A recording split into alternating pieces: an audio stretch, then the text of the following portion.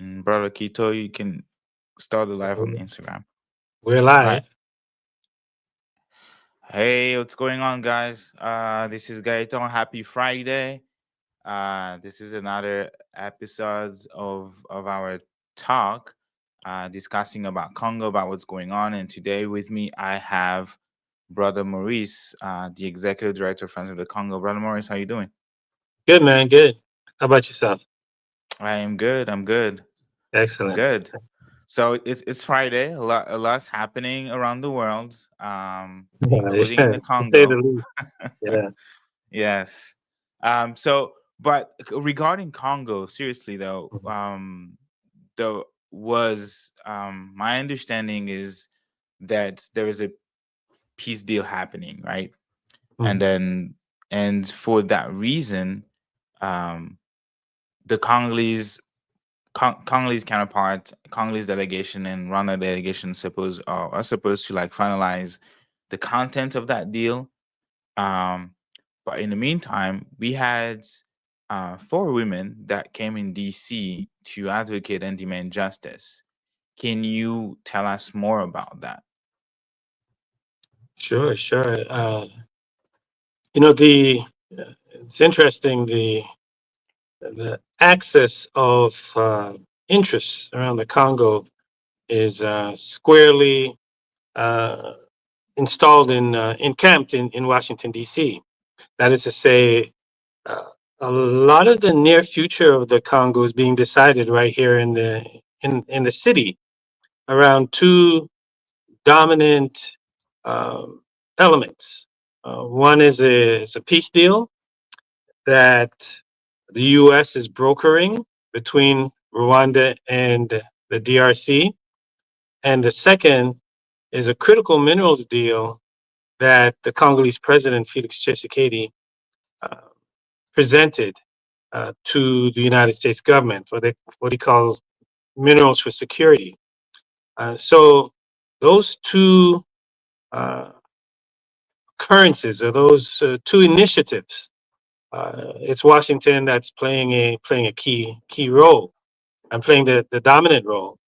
Uh, and in the peace deal, there was a declaration of principles signed in April 25th between the Rwandan government and the Congolese government. And we need to pause right there, Gaitan. And April 25th this year, the United States, led by Secretary of State Marco Rubio, had the foreign minister of Rwanda and the foreign minister of the DR Congo in Washington, D.C., to sign what they call a declaration of principles that would ultimately lead to peace and stability in the Congo. And the reason why I say we should pause here is because the Rwandan government has denied ad nauseum that it's involved in any way in the Congo. So any thinking person would ask the question, well, if Rwanda is not involved in the Congo, why is there a peace deal being signed between Rwanda and the Congo? Right. So the the thing is that at the very least, people who are just objective would say, well, Rwanda's been lying all along that they're not involved in the Congo because they're signing peace deals. So that might mean they're in there, and a part of the peace deal is for their soldiers to get out of the Congo. So what's up with that? So that's a question that people really ought to sit with. Why Rwanda is at the table signing a peace deal with the DRC, if, as Kagame, Rwanda's president, said, they're not involved in the Congo, right? Which we know is just lies. Basically, there's no other way to say it. So with a peace deal, and then there's a minerals deal that the president of the Congo is offering the U.S. government, according to uh, the what is that publication? Africa Intelligence, right? They say it's a $3 trillion deal on the table, right? Uh, that the United States government is taking seriously. So the point is that a lot of the future of the Congo is being decided right here in Washington, right? If you take the the peace deal and the minerals deal together. So, uh, that being the case, four courageous women from the Congo came to Washington to speak to policymakers and uh, members of Congress about the both the peace deal and the minerals deal that the United States government, for better or worse, they're the ones who are facilitating these deals. And the women are saying, well, you have the local elites like Kagame and Tshisekedi, and you have the global elites, the Trump and his networks, who are making decisions about their future. So they came to speak to the U.S. population, to the representatives of the U.S. population in the Congress, to insert or inject their concerns, their point of views, those who have been uh, the primary victims of both the wars of aggression and the hyper exploitation and extractivism that has taken place in the Congo. So that was the purpose of the visit of the four activists, four Congolese women leaders who represent a broad cross section of civil society in the Congo. And Friends of the Congo, in collaboration with Women's Ambassadors Foundation, uh, hosted or is hosting, or we're hosting the women here in Washington as they engage uh, members of Congress and policy people in Washington, and also the general public. So Did they that's meet that's anyone the in particular? yeah, they met a bunch of folks on the Senate side, on the House side, you know, like you know, they're particularly welcomed by Congressman Jonathan Jackson out of Chicago. I had in-depth talks with Jonathan Jackson, Sarah Jacobs, Senator Schatz, a bunch of folks. What was interesting, Gaitan, Congressman Jackson had shared with the women that their visit was timely because the U.S. House of Representatives, members of the U.S. House of Representatives, uh, were had called Donald Trump's special advisor to Africa, uh, Mr. Masad Boulos, to come up on the Hill into Congress and let them know, give them a briefing of really what's this all about. Because the minerals deal and the peace deal, the members of Congress, this is the oversight body of the U.S. U.S. government. They didn't know really don't know what's going on. So uh, the women had met with the women had met with Congressman Jackson, shared a point of view, and so that Congressman Jackson and other members of Congress can bring their concerns and questions when they had Asad Boulos, Donald Trump's senior advisor to Africa, come up to the Hill to give what they said was a classified briefing on basically the peace deal, the critical minerals deal that uh, Donald Trump and the U.S. government is facilitating. And that's the photo you're talking about, the meeting with Honorable Jackson. And Yeah. then do you know the name? Can you introduce us the name of the women that we see? Well, let's just say they're Congolese women leaders. I think that'll be Okay. suffice to say. From Synergie des Femmes, and then any other Yeah, nonprofits organization? yeah, a number of other nonprofit organizations. But if Okay. people if people were to uh, just follow, they'll be able to identify the other organizations. But we'll just say that Congolese women leaders for now. Okay. Okay. And I'm gonna show this video. It was one of during the press conference. It's only 37 Mhm. seconds, and then maybe we can comment and go from there. Um, Okay, sure. the deal that is being negotiated here is focusing on a specific uh, subject, which is minerals. So we did not think this was the time to get many advocacy topic because we might shift attention away from what we want. We want the benefit of the minerals to also benefit for the population that we are. I found that particular second when she said 37 seconds, when she said that they did not want to shift the attention to other advocacy because they really wanted to emphasize on the mineral deals. Mhm. I guess my question to you is, what is their concern? What are these women's concern regarding the deal? Well, I mean, there's several concerns that they raised. One, they don't know what it is, Mm, right? mhm, They don't know what it is. In fact, that was one of the requests that they made to the members of Congress. Can you show us what the deal is, right? Because here it is that a deal is being orchestrated, right, in their names, right, for the riches on their land, but they don't know what that is, right? They don't know what it is. mm. So that's one, calling for transparency. Um,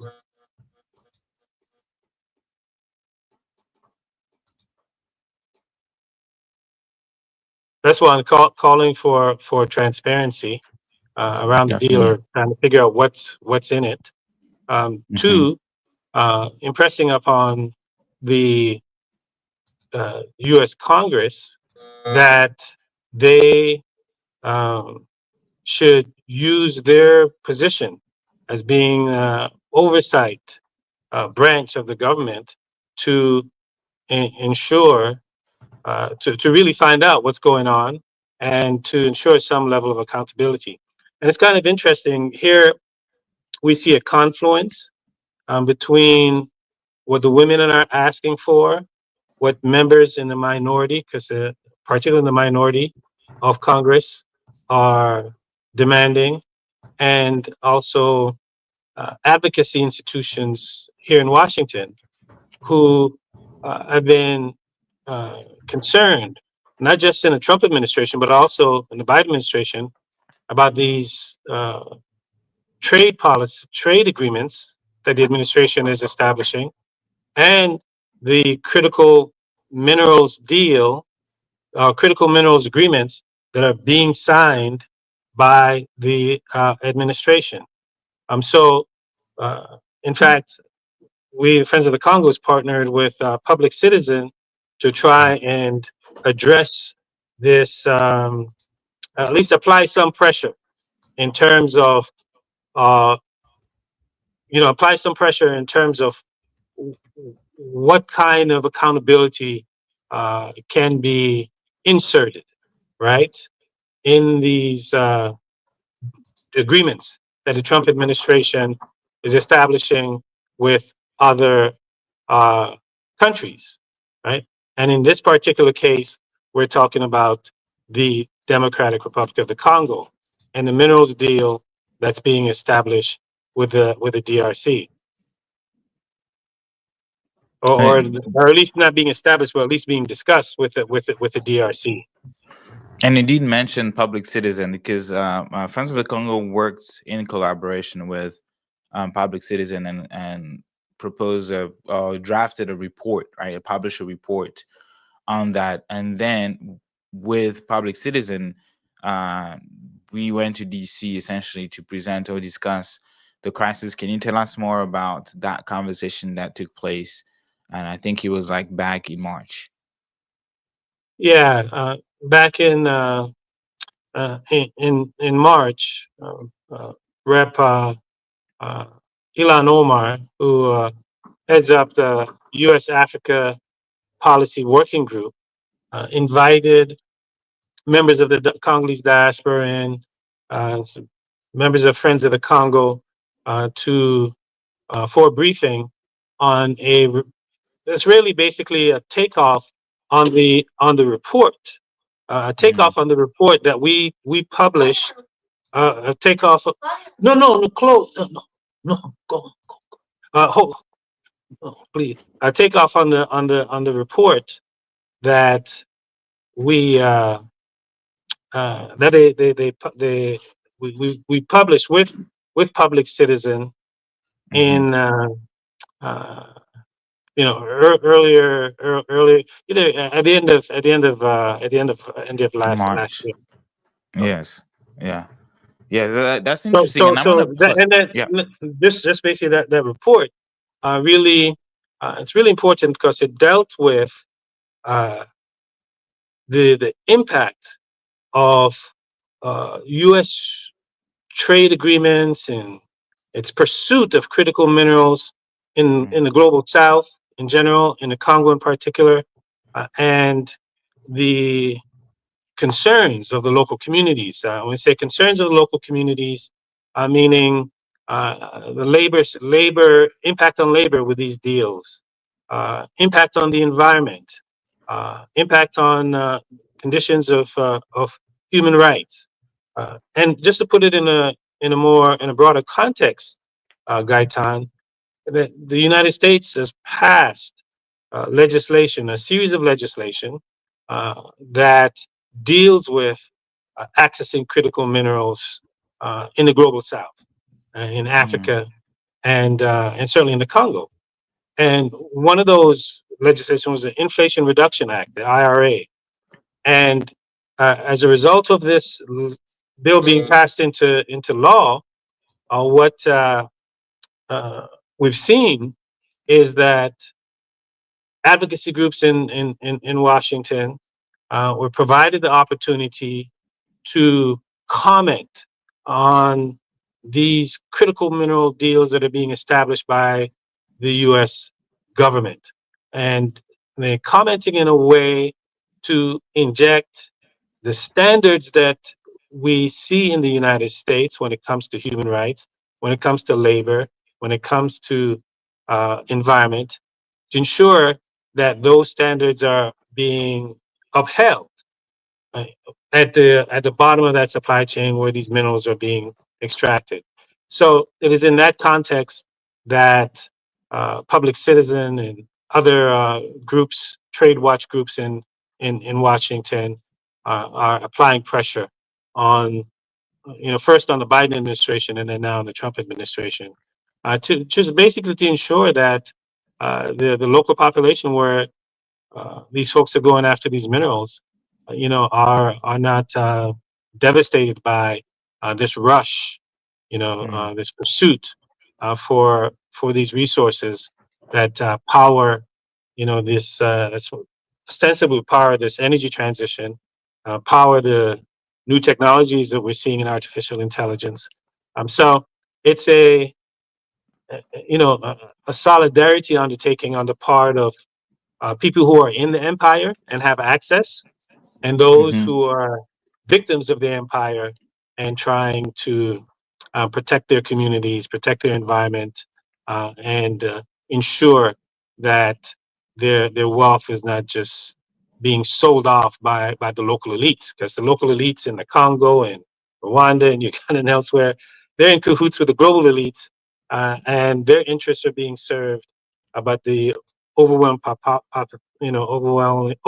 majority of the masses, in this case of Congolese, are victims. We see already the World Bank has stated that, 70% or so of Congolese live on less than $2.15 a day. That when you see that kind of statistic in a country that economists say there are $24 trillion worth of natural resources there, then you know that the country is being robbed. So this is a part of an attempt to staunch, let's say, staunch the robbing, the pilfering, the plundering of the Congo.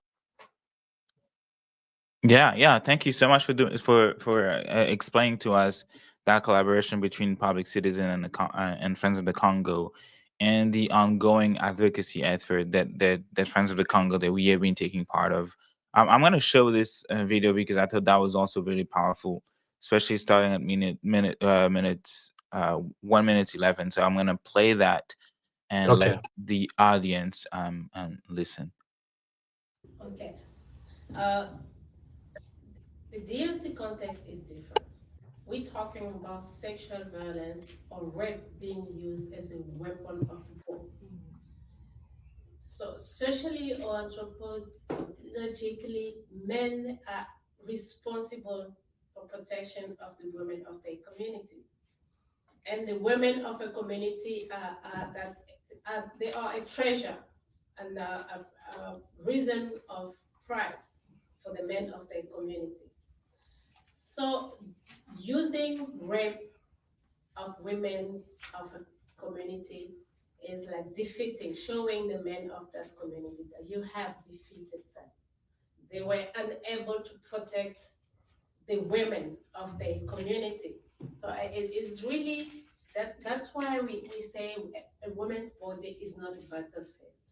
If men want to fight, they should fight each other, not use the woman's body as a trophy to show that they've defeated the other men. So the problem is not social. Mama just said it. When I was young, I was small, we did not hear about rape. When it was raining, it rains throughout the year in our country. We used to go in the rain, naked, running around. You could see cousins. We were not afraid that we would get raped. Totally different. I speak English because I was a refugee in South Africa. That's why I speak English. Otherwise, I would need a translator too. So just to tell you, I know the context of South Africa is totally different. This rape and sexual violence is really being used in a systematic way. Certain communities, they did not stop at raping. They raped and took um, some the baton, sticks, and stick it in a woman's vagina, excuse me to be so blunt. And some, they even opened the womb of a woman, took out the womb. That's why we are also advocating on another register on acknowledgement of the Congolese genocide. Because some villages were burnt down. Some villages on a systematic way in 2009, they called DRC the world capital of rape because rape was being used systematically as of to rip off existence of some tribes so their lands can be occupied by who. So the DRC context is complex. It's extremely complex. It's not just economic dimension, social dimension. There is also a land issue that stays right there. American will understand that because we have a land issue that's also at stake. That's why Mama Elodie was insisting on the population's participation, effective participation in all process. Thank you.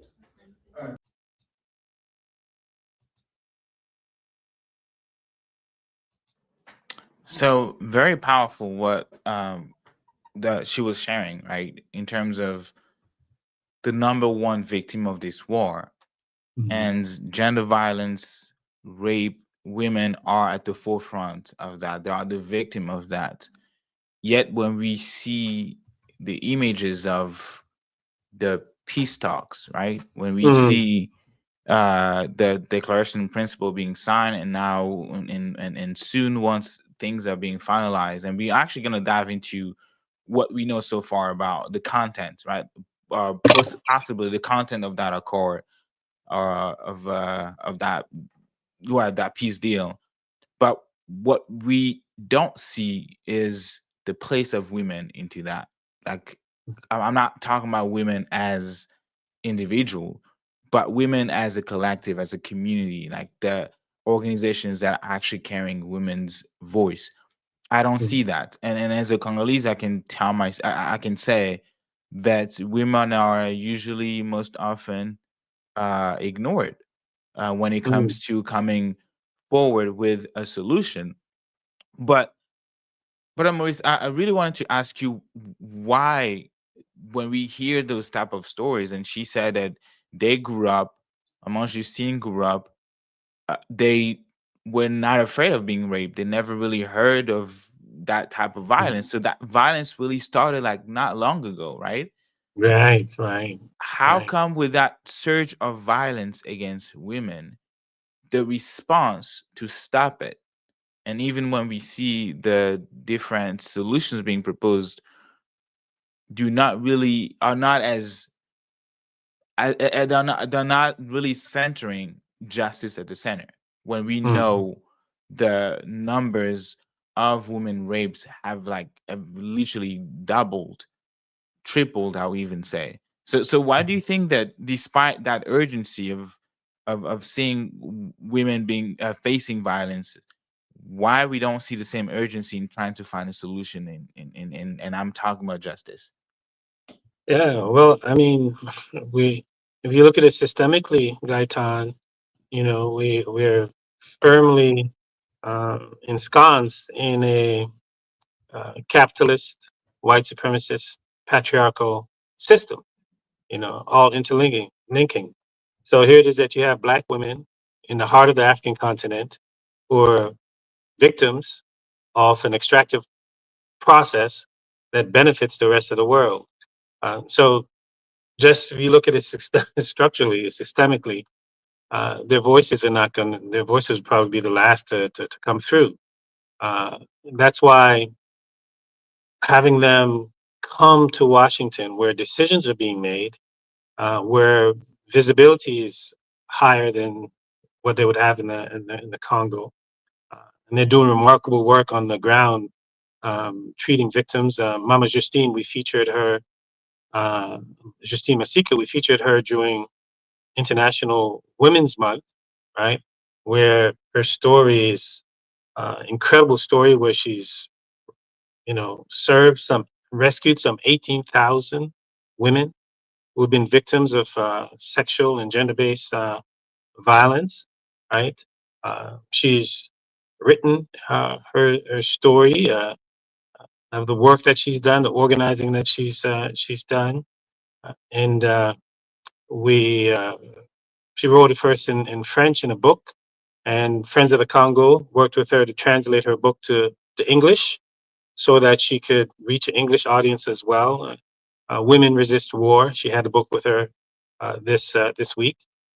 She had a chance to visit her operations in the east of the Congo, in just outside Goma, in the Bulengo displacement camp, where she just had a remarkable setup, a self-sufficient system, a structure there for the women, Gaitan, where the women can come in and get counseling. They can come and get shelter. She was sitting right at the edge of Lake Kivu, so she had access to water. They had their own independent, self-sufficient water system. Uh, had access to energy. She just set up an incredible compound where women can come get counseling. They had farming. They were growing food, raising animals, and producing products that they would sell. So this is a quality of organizer and advocate, just internationally renowned for her work, that she's been advocating at the UN and elsewhere for years, right? And uh, doing everything to get her voice out there, right? So visiting members of Congress, or not just members of Congress, but decision makers, those in the world who make decisions about what happens in the Congo, beyond the political leaders in the Congo. Uh, writing a book, producing exposés, videos, you name it. So it just takes a lot for them to break through. That's why, um, even when we encourage influencers and social media, for example, because social media is breaking through and putting the Congo out there somewhat, to consult and seek these women who have been organizing for years, some of them before some of these young influencers were even born, right? So we encourage them to uplift and highlight the work of these women who have been organizing on the ground, on the front lines in the Congo with women for ages. So there's some things that we can do to assist. In fact, that was one of the things that they request and ask that they had Gaitan, that we use our platforms to amplify their voices, right? To get the word out about what they're doing, what they're asking, and that's something that each and every one of us can do with the platforms that we have, is to uplift and highlight first the remarkable work that the women are doing, the incredible courage that they've demonstrated, and the incisive policy recommendations that they've made that they believe can better or best serve the interests of those women who have been victims of this 3 decade long war of aggression and plunder against the Congolese people. So these women. Now we're gonna dive maybe in the content of that peace deal. So these women flew from the Congo in the context that we know, where immigration is being portrayed as something negative, right? Even if it's legal, right? Now, even international students are being prevented to get stop from getting visas, and there was some concern regarding the numbers, because 12 countries are right now facing travel ban as of Monday. Um, Mhm. uh, and those talks, people thought that it was about the Democratic Republic of the Congo, but it was actually Mm, Congo Brazzaville. And right. really, actually, on the funny note, um, the government of Congo Brazzaville seemed to have snitched and say that they are pretty sure that Donald Trump was trying to target Congo Kinshasa, the DRC, because he has been talking about the DRC with the war and all the refugees. So Right, I thought that right, was right. really funny, trying to snitch on the brothers and sisters. Um, but the DRC is not concerned. The DRC is not on the list. That allow Friends of the Congo, that allows these women to continue to do the advocacy. So they flew in DC, uh, met with folks, including Honorable Jackson, really to discuss how the peace deal that has been brought forward by the United States is not centering their voices, is not Mhm, taking into consideration the justice component, the justice component. mhm. And really quick, some of the things that we seen when they did met in DC with Secretary Rubio, we can see that, and signed what's called the Declarations of Principle, which will lay the foundation of that peace deal. Obviously, both parties, the DRC and the Rwanda, will need to bring their opinion of what they think should happen, what they think should be included. But essentially, it includes, and I think we also have a 25 minutes videos, and I think I'm gonna play that later. That Friends of the Congo we put out there on YouTube to Oh yeah, explain in detail yeah. really what this mineral deal means for the Congolese people. So uh, I'm gonna show it later, and but I also invite you after this to go on YouTube, Congo Friends, and see our latest video that we put out there. So, but regarding the Declaration of Principle, the first point that declaration was including was the sovereignty and borders. So both parties agreed to mutual recognition of sovereignty and territorial borders, promised to resolve dispute through diplomacy and not force, and then still within sovereignty and borders, no interference in each other's internal affairs. And then the second point is the security and armed groups components. So no military support for rebel or armed groups, plans to create joint security mechanism and then shared responsibility for controlling armed groups along the borders. As y'all know, Rwanda has been putting forward the case of the FDLR that, which according to multiple source, is not as threatening as Rwanda is suggesting. But yet there is an issue mentioned by the UN group of experts, notably having the Congolese government supporting the FDLR. So they want the FDLR to be dealt with.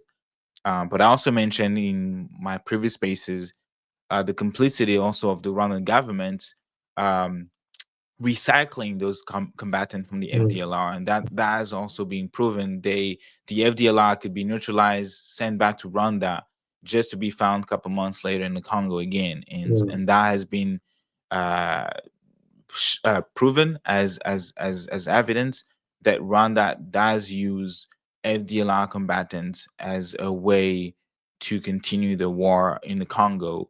But on the Congolese side, they want the armed groups and the M23 to be addressed. Right, the Congolese mm, government want Rwanda to withdraw completely from the DRC territory, so they will share responsibility for controlling armed groups along the borders. The third point is the economic cooperation. Build transparent mineral supply chain, boost trade infrastructure and energy projects, and then invite U.S. investment to transform the regional economy. And then finally, the internal displaced population and refugees and the role of the United Nations, MONUSCO, called MONUSCO, which is the UN peacekeeping force in the Congo. During and under that point, they'll support the safe and voluntary return of internally displaced people, collaborate with the UN agency to uphold international law, protect and support the UN peacekeeping mission in the Congo and defend civilians, and then finally back regional forces helping verify peace commitment. And these were essentially the content of that declaration of principle. But something mm, that really and we actually started getting more and more information because they're being leaked, right? The content of that accord, and I'm gonna share that because I thought that was funny, because one, it was leaked that, let me show this. mhm, Um, it was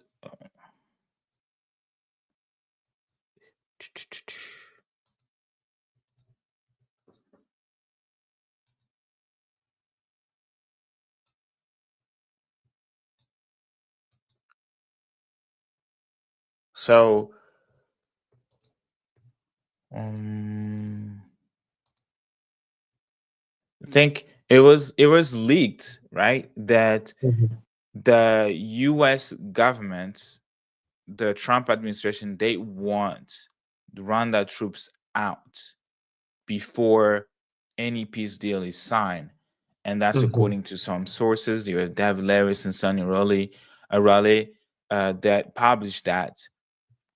But something very interesting is that got the Minister of Foreign Affairs of Rwanda a little bit mhm. upset. And he tweeted about it. And by the way, I found out the hard way. I was really heartbroken I'm sure that he's got you blocked. yes, he blocked me. I was heartbroken when I found out that he had blocked me. I was like, why? I never did anything to you. But he said, I hope those parties to the ongoing negotiation for peace agreement between DRC and Rwanda, who are maliciously leaking unilateral proposal and involving working documents to the press, understand that they can jeopardize the success of the Washington talks. I'm like, bro, why are you upset? Like they are like I don't know why I don't understand. And shout out to Aunt Garrison asking the right question. You don't think running troops should have to get out of Congo? Appreciate Aunt Garrison for always standing up for Congo. But brother Maurice, why is he upset that Oh, the media is leaking what the US want before any peace deal is signed? yeah. I mean, we have to, you know, remember. even if we go all the way back to 2010 and the UN mapping report, uh, it was leaked. That's probably why it saw the day of light. Whenever remember, Gaitan, that one of the benefits of Rwanda being what they call a friendly tyrant, meaning Mhm. that the United States and the West know about the dictatorial authoritarian nature of the Rwandan government, but because they're allies of the U.S., because they serve U.S. interests, because they serve Western interests, they're covered, right? So whenever they commit any war crimes, crimes against humanity, genocide, the U.S. and the UK and the West run interference, political and diplomatic interference for them. So when the United Nations mapping exercise was leaked in, I think it was August of 2010, Mhm. uh, Rwanda was furious, because the uh, usually they have had like a 30-year campaign of covering the crimes that they've been committing in the region, right?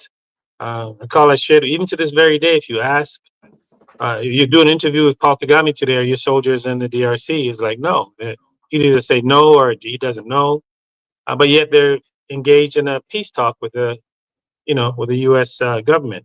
But the main point is, though, not so much the anger of the Rwandan foreign minister, but the what the article is talking about, in essence, is what the entire world has demanded through the United Nations, UN Resolution 2773, right, Mhm. which was passed unanimously in the UN Security Council on February 21st, where the entire world, we're talking about, China, the US, Russia, all the major players, through Resolution 2773, said that Rwanda should immediately withdraw its soldiers from the DRC, right, without any preconditions, right, Mhm.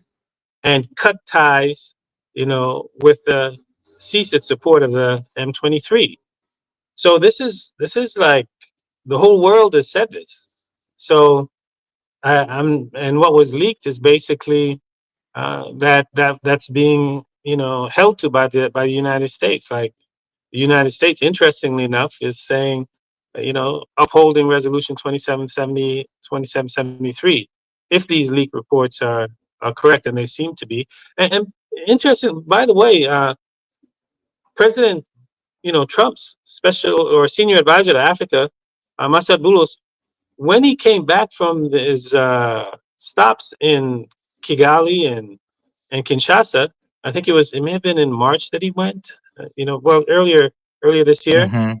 When he came back and he gave a briefing at the State Department, he said that Rwandan soldiers must get out of Congo. They've been the U.S.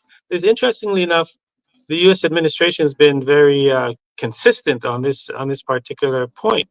They even went ahead and sanctioned James Kabarebe, one of the major architects of the M23's presence and occupation of the Congo. So I'm not sure why. That's just basic.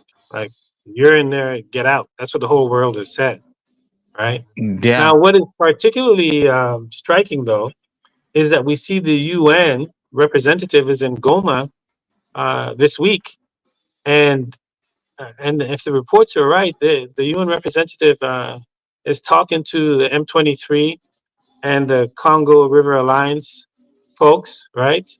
And they're discussing the tenure of the UN missions troops in the Congo. So that really struck me. I don't know if you saw that. You have it up there. Yeah.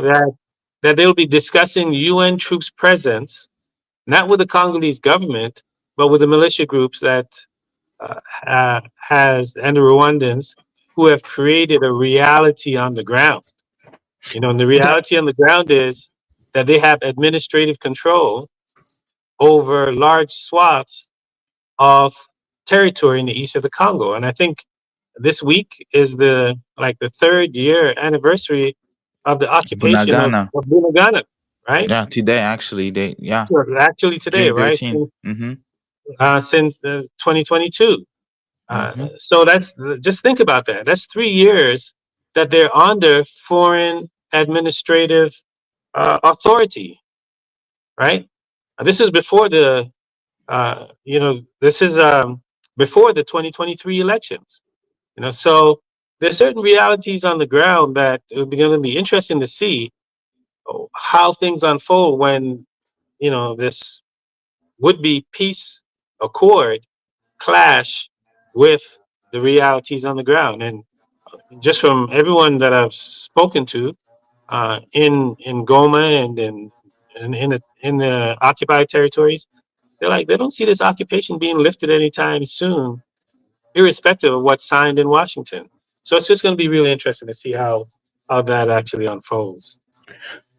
Regarding this, I think I really found it really fascinating that, as you mentioned, that they are literally coming to Goma. They went to Goma, met with the armed groups, quote unquote rebels, and we see Kone Nanga here, Bertrand Bisimwa, and then other folks I have no idea who they are on the Rwandan slash M23 part. And then you have literally United Nations delegation right there. And Yeah.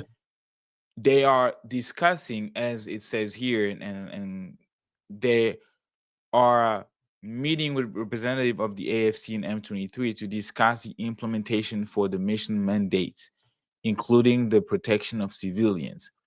Mm, To me, it's really great because the, we're no longer discussing the content of a resolution that was unanimously voted that asked the Rwandan government to withdraw the troops of from the DRC, of mhm, the M23, literally to lay down the weapons.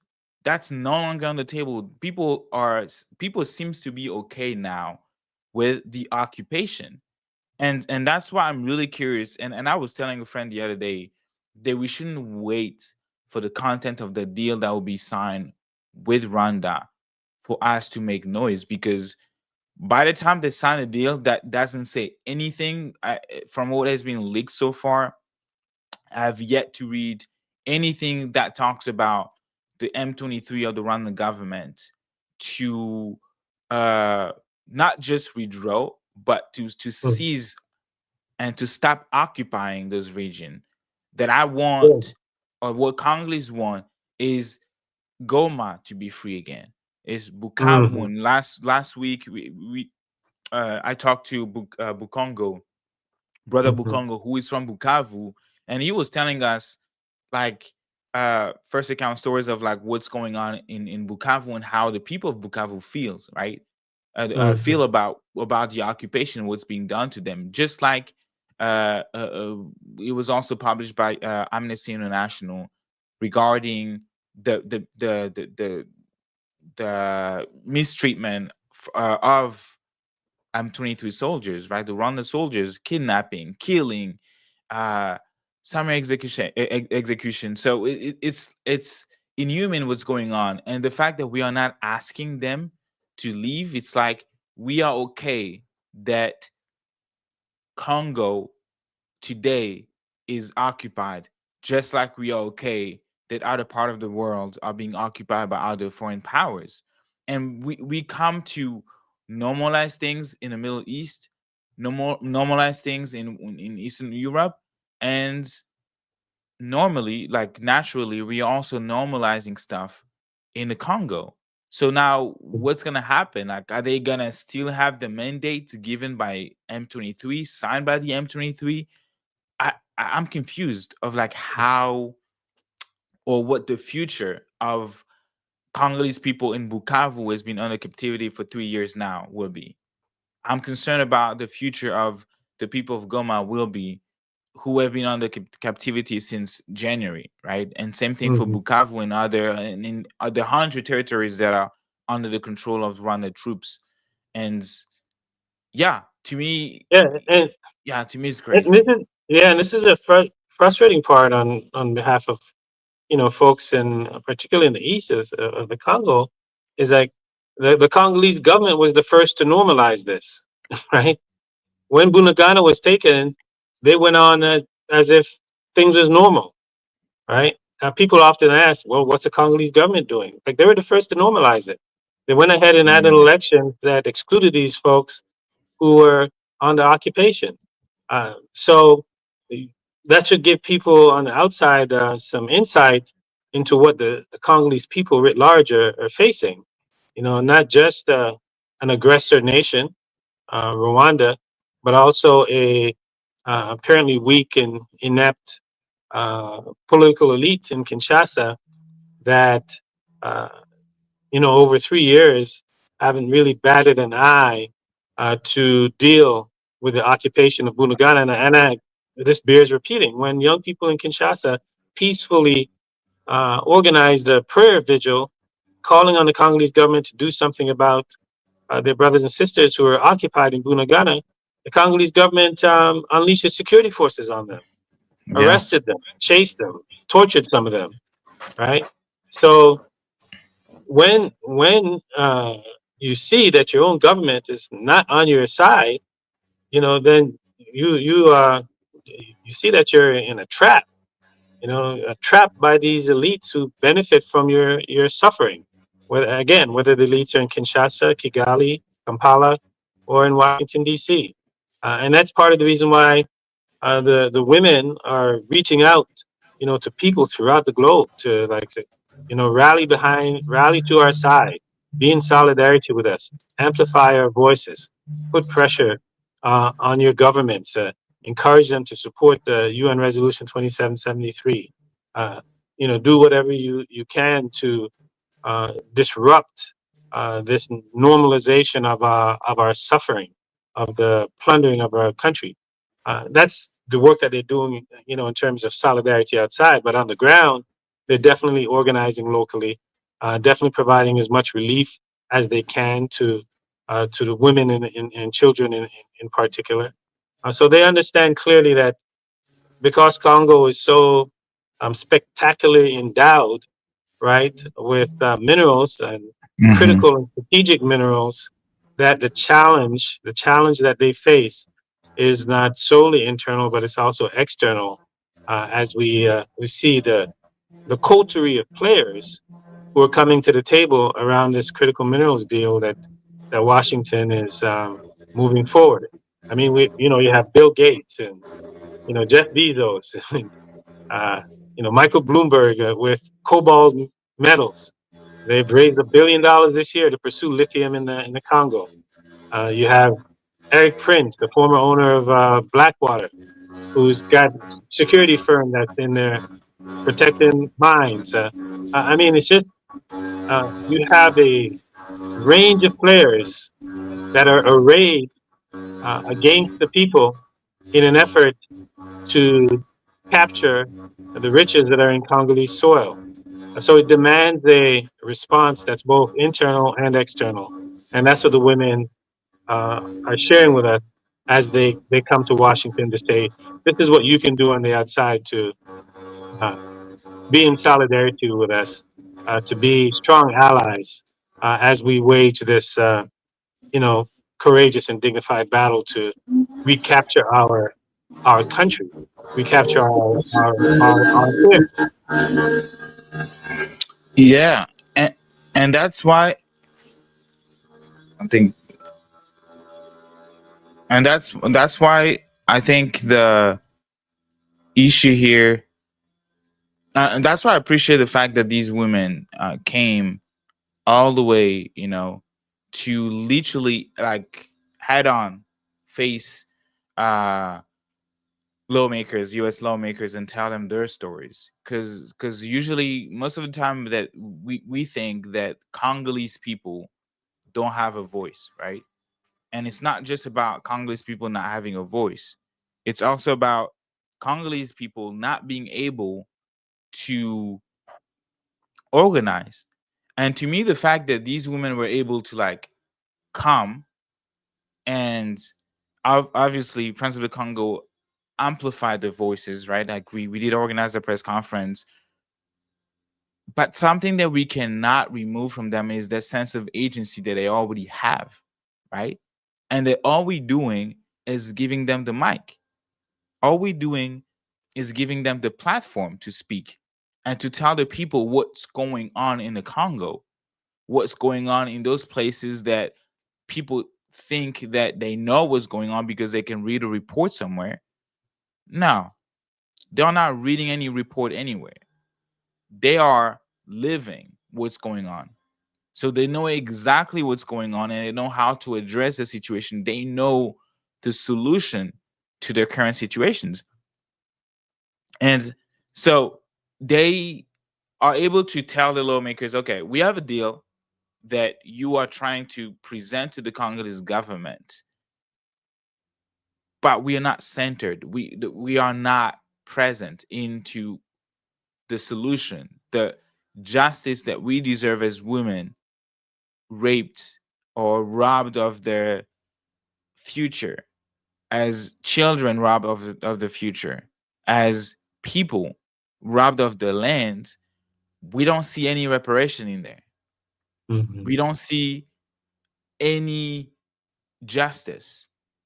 And I'm gonna read Ray K say, I'm a Congolese American from Uvira who was born in Kivu. Chisekedi and his gang are so disappointing to us as Congolese. Mm.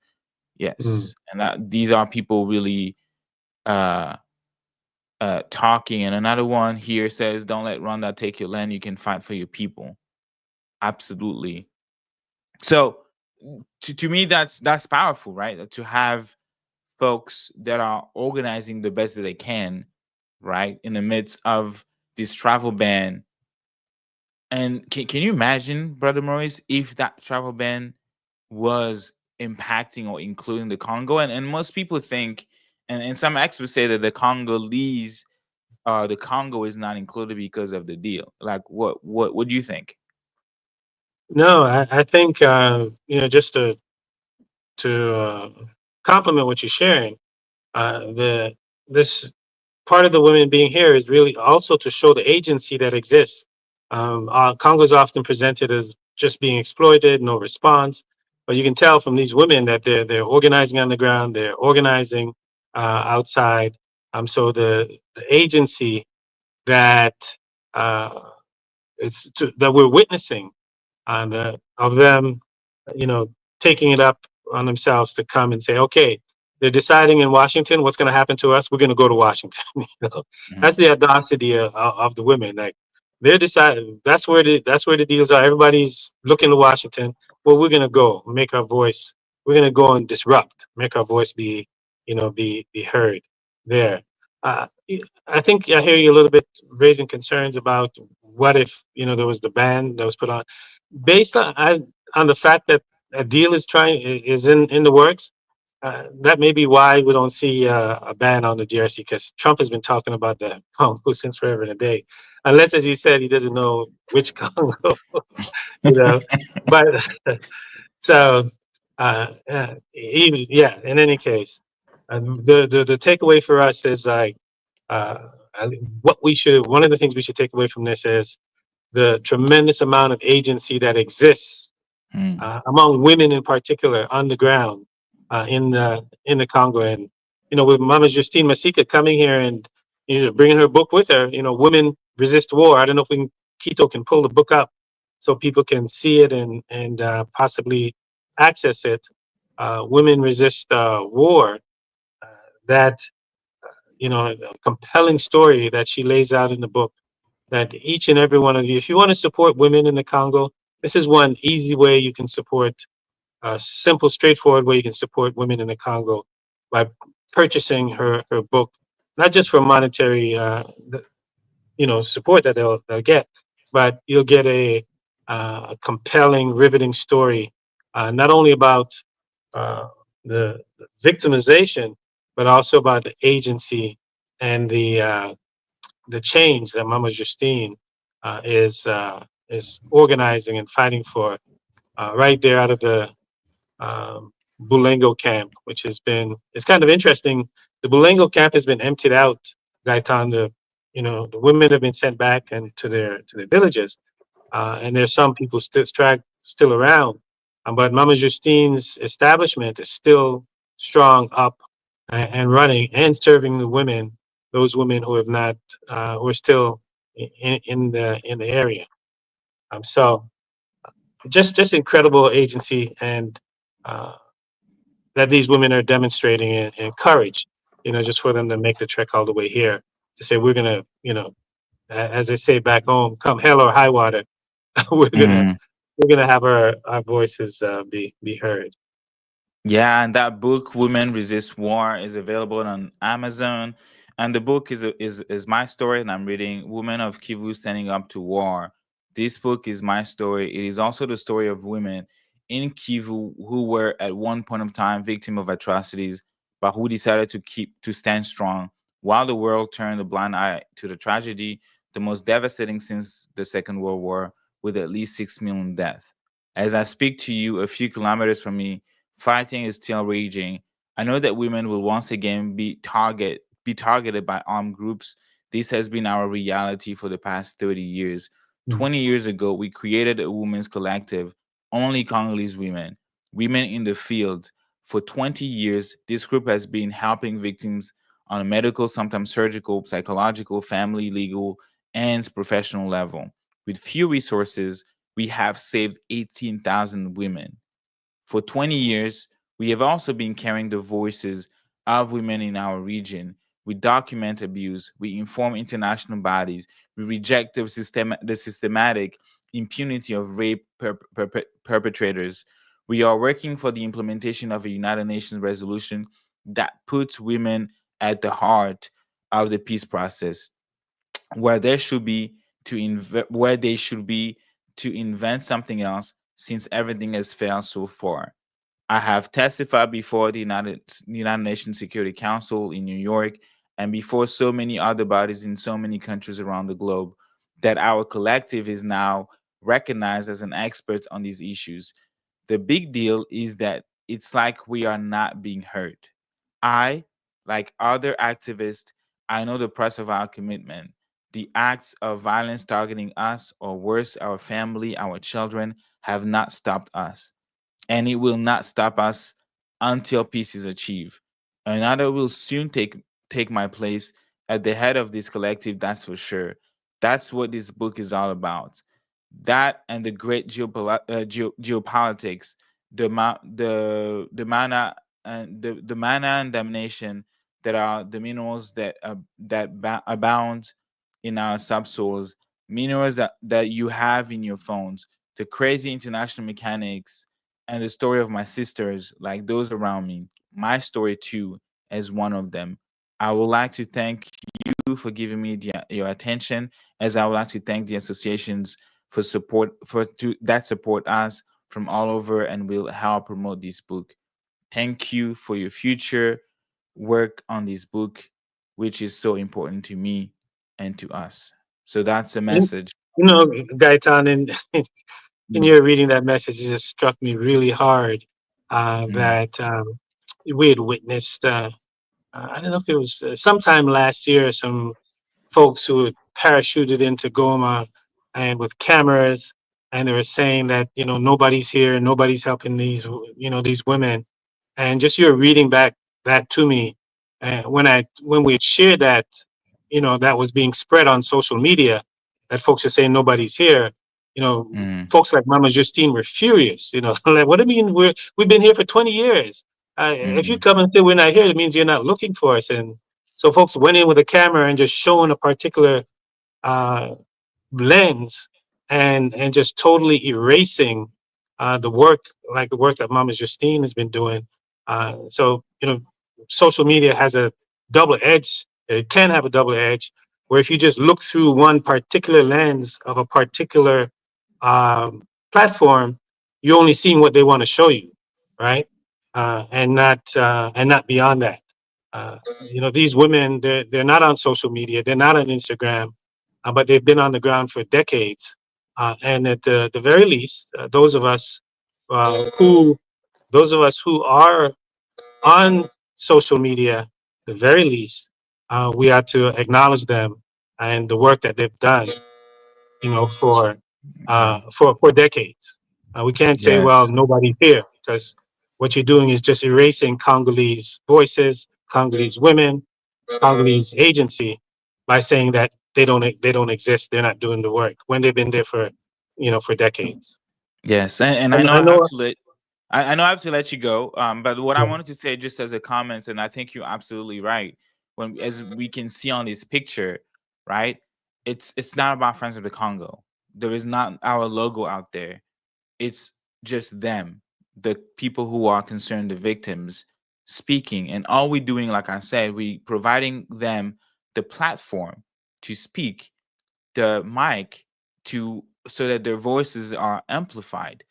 We don't need to put our logo anywhere, right? We don't need that. And that's why I also think, just like you, that social media, sometimes we get trapped into this social media thing and we tend to forget the reality out there, that it's not just, you're not doing a work just because you go into a camp and recording yourself that you are at the refugee camp. That's not what doing the work mean, right? And you are doing the work because you are allowing people to speak, and you are doing everything that you can, particularly as, like, in the background. Like, you don't have to be at the forefront of that. They are, and they want to be. And therefore we need to take a step back and literally let them do the work.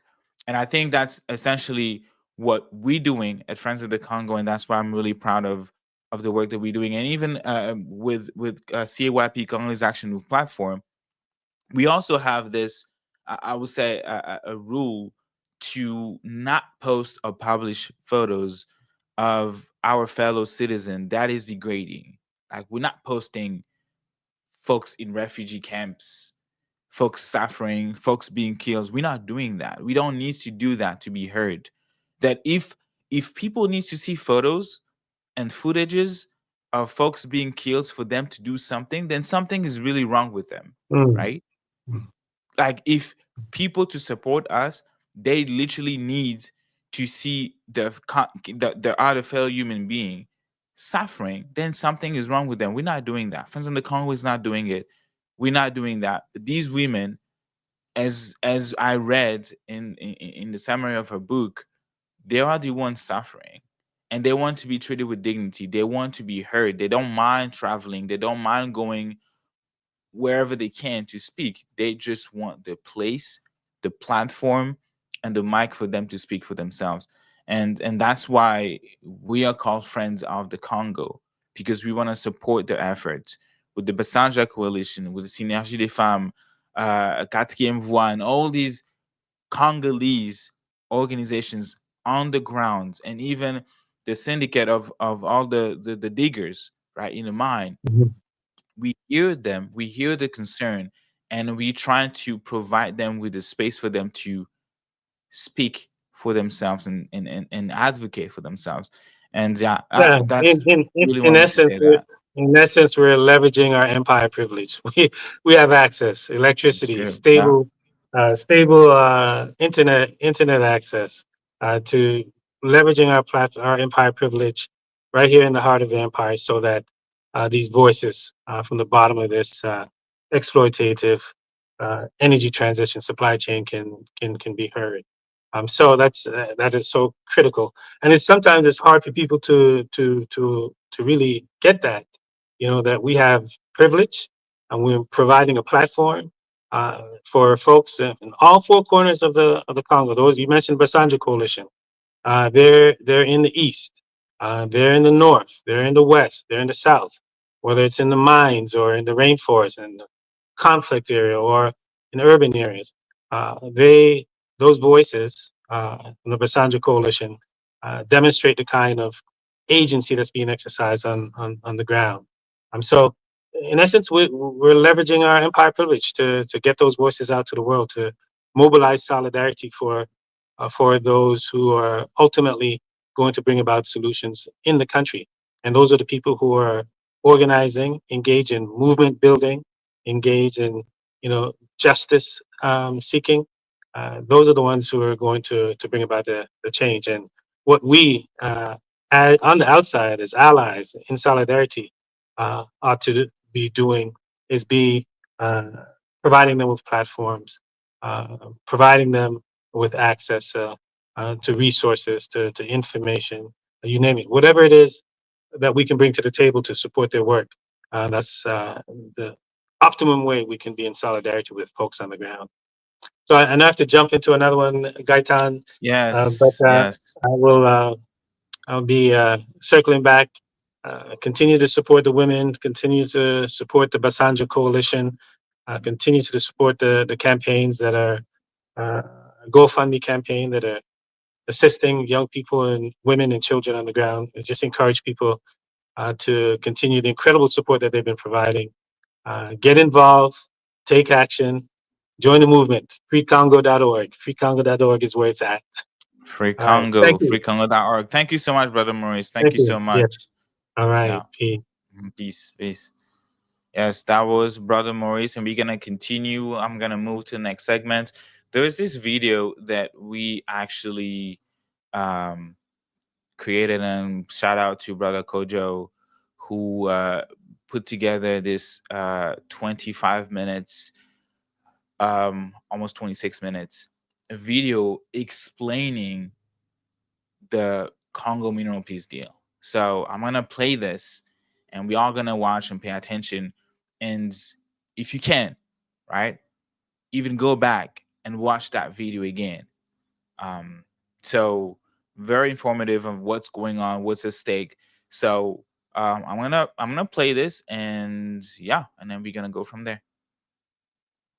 Finally, after 30 years of armed conflict, the DRC and Rwanda are finally sitting down to negotiate peace. Rwanda will stop funding terror in eastern Congo. Congo's resources will finally stay in control of Congolese people, and a new day is on the horizon. Justice will be served. Right? Well, by the end of this video, you'll have all the information you need to understand what's at stake with this current peace deal. We'll go over what the peace deal even is, who the major players are, the backdrop for the peace deal over the past 3 decades, including previous peace processes that haven't quite panned out, potential spoiler alert, and we'll end with the implications of this peace deal. What might this mean moving forward for Congolese people? And more importantly, what does it look like in the context of justice for Congolese people? Because at the end of the day, that should be what we're all fighting for. I'm Kojo. We are Friends of the Congo, and this is everything you need to know about the 2025 peace deal between Congo and Rwanda.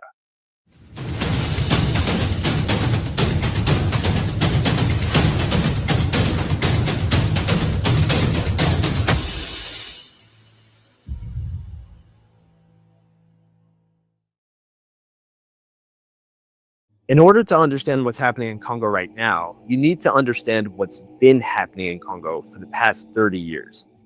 Basically, since 1996, the Congo, more specifically, the Democratic Republic of the Congo, has been the target of 2 international wars, a refuge for those seeking safety from genocide, the site of the longest ongoing humanitarian crisis in modern history, and a hotspot for the illicit mining that fuels much of our modern technologies, from smartphones to electric cars, and so much more. After the 1994 Rwandan genocide, in which over 800,000 people were killed in just 100 days, millions of Hutu families, mostly mothers, children, and elders, fled westward across the border into the neighboring DRC. Since this moment, Rwanda has used the presence of Hutu refugees in Congo as an excuse to violently invade Congo, which they did with their ally in Uganda in 1996 during the First Congo War, and then again from 1998 to 2003 in what is known as the Second Congo War. Between these two incursions into Congolese territory, an estimated 6 million people have died in Congo, either as a direct or indirect consequence of war. According to several UN reports, mass graves can be found all over Congo. In addition to the deaths, over 7 million Congolese people are currently internally displaced within their own country. And for decades, Congo has been regarded as the rape capital of the world, given the way invading militaries and militias have used rape as a weapon of both physical and psychological warfare to terrorize and destabilize the psyche of an entire population. At a certain point during the conflict, specifically between 2003 and 2006, it was estimated that a woman or girl in Congo was raped every 46 seconds. And that's after the wars are supposed to have ended. Even though the Second Congo War ended in 2003, the violence never really stopped. In fact, it continues to this day. The first 3 months of 2025 marked a significant escalation in the conflict when Rwandan troops and their M23 rebel militia successfully captured eastern Congo's two largest cities, Goma and Bukavu. Over 7,000 Congolese have been killed in Congo this year alone as a result of just these two takeovers. And as of the recording of this video, June 2025, these Rwandan-backed militias continue to occupy the two cities, having installed their own governments, possibly with plans to continue their bloody campaign westward all the way to the DRC capital of Kinshasa. So as you can see, the need for peace in Congo is urgent, it's immense, and it's been a long time coming. Ostensibly, the goal of a peace deal is to resolve a conflict. So if we're going to talk about the peace deal, we need to talk about, one, who is at the table, and then two, who's at the table by association. As I mentioned earlier, the two main parties here are the Democratic Republic of the Congo and Rwanda. The DRC's involvement is pretty straightforward. In March of 2025, the Congolese government reached out to the United States seeking an end to Rwandan-backed rebel incursions, especially from M23. We'll get to them in a bit. If you'll remember, the DRC has been plagued by decades of foreign-backed rebel activity, particularly in the mineral-rich eastern region of the country. Since the escalation of the violence in early 2025, DRC President Felix Tshisekedi's administration has faced growing pressure from his own people to demonstrate stronger governance and restore state control in eastern Congo.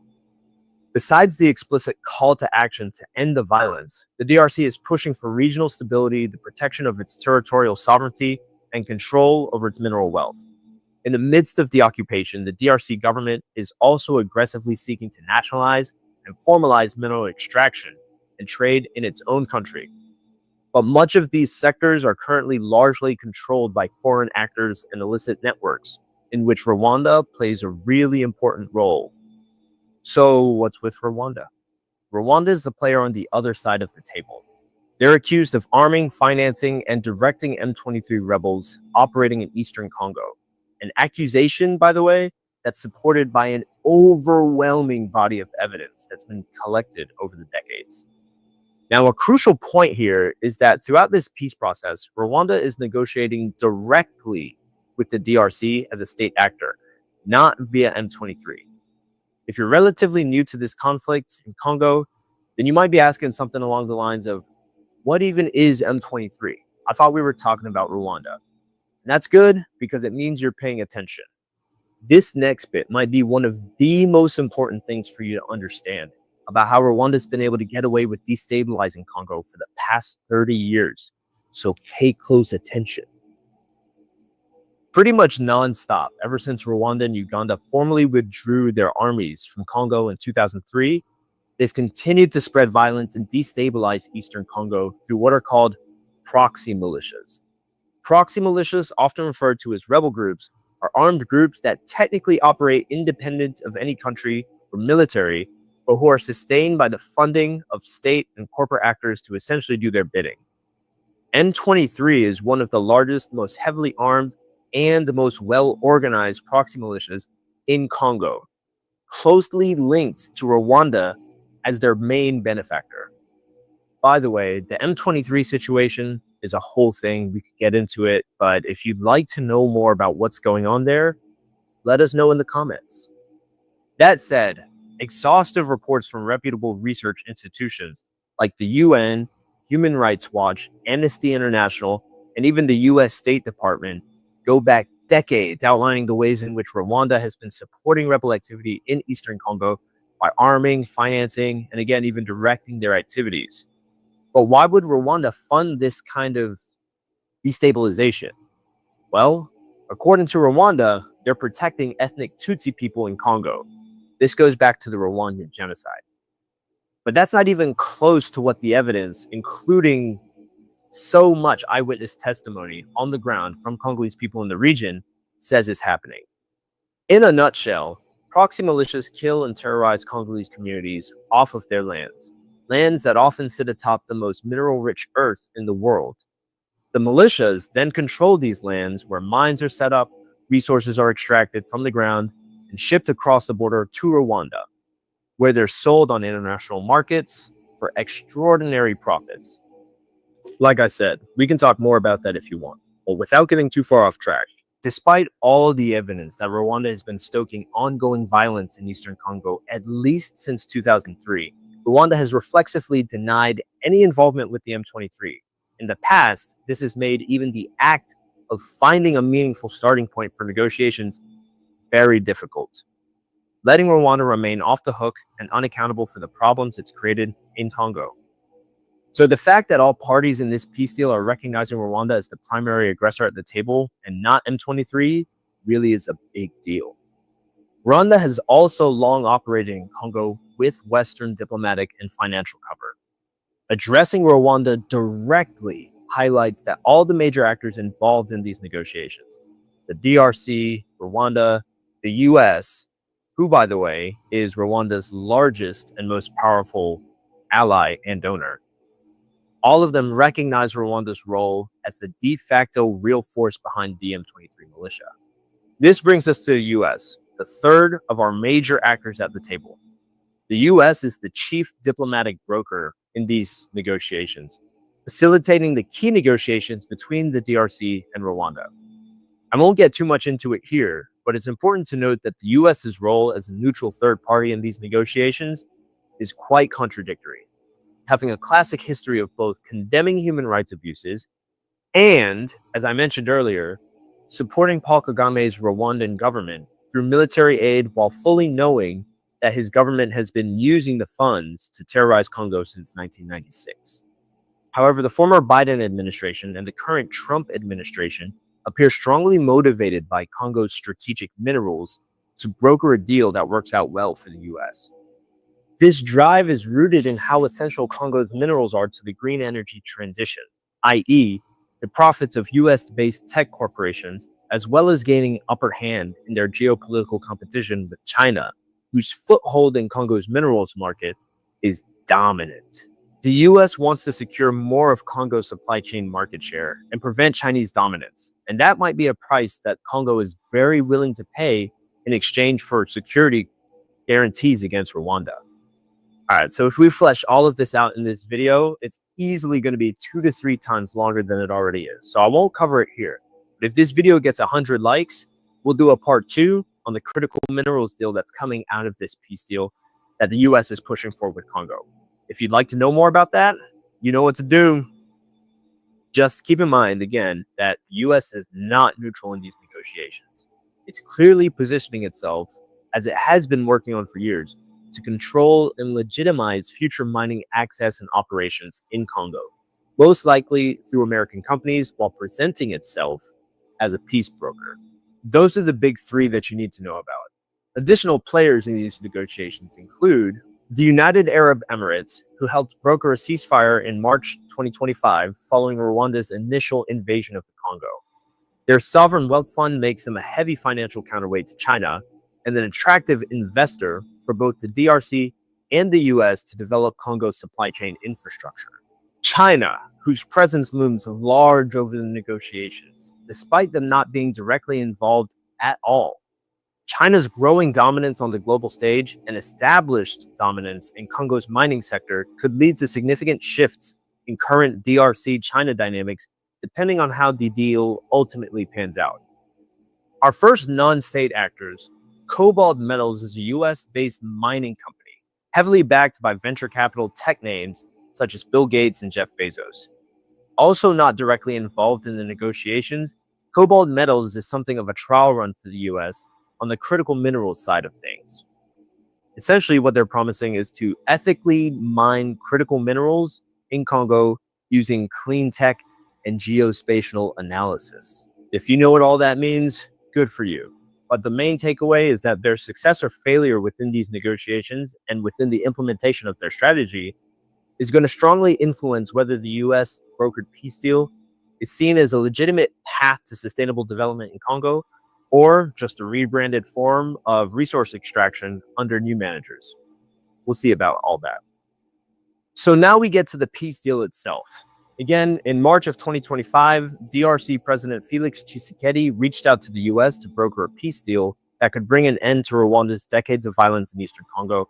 And in exchange, Congo would offer the US greater access to its critical minerals.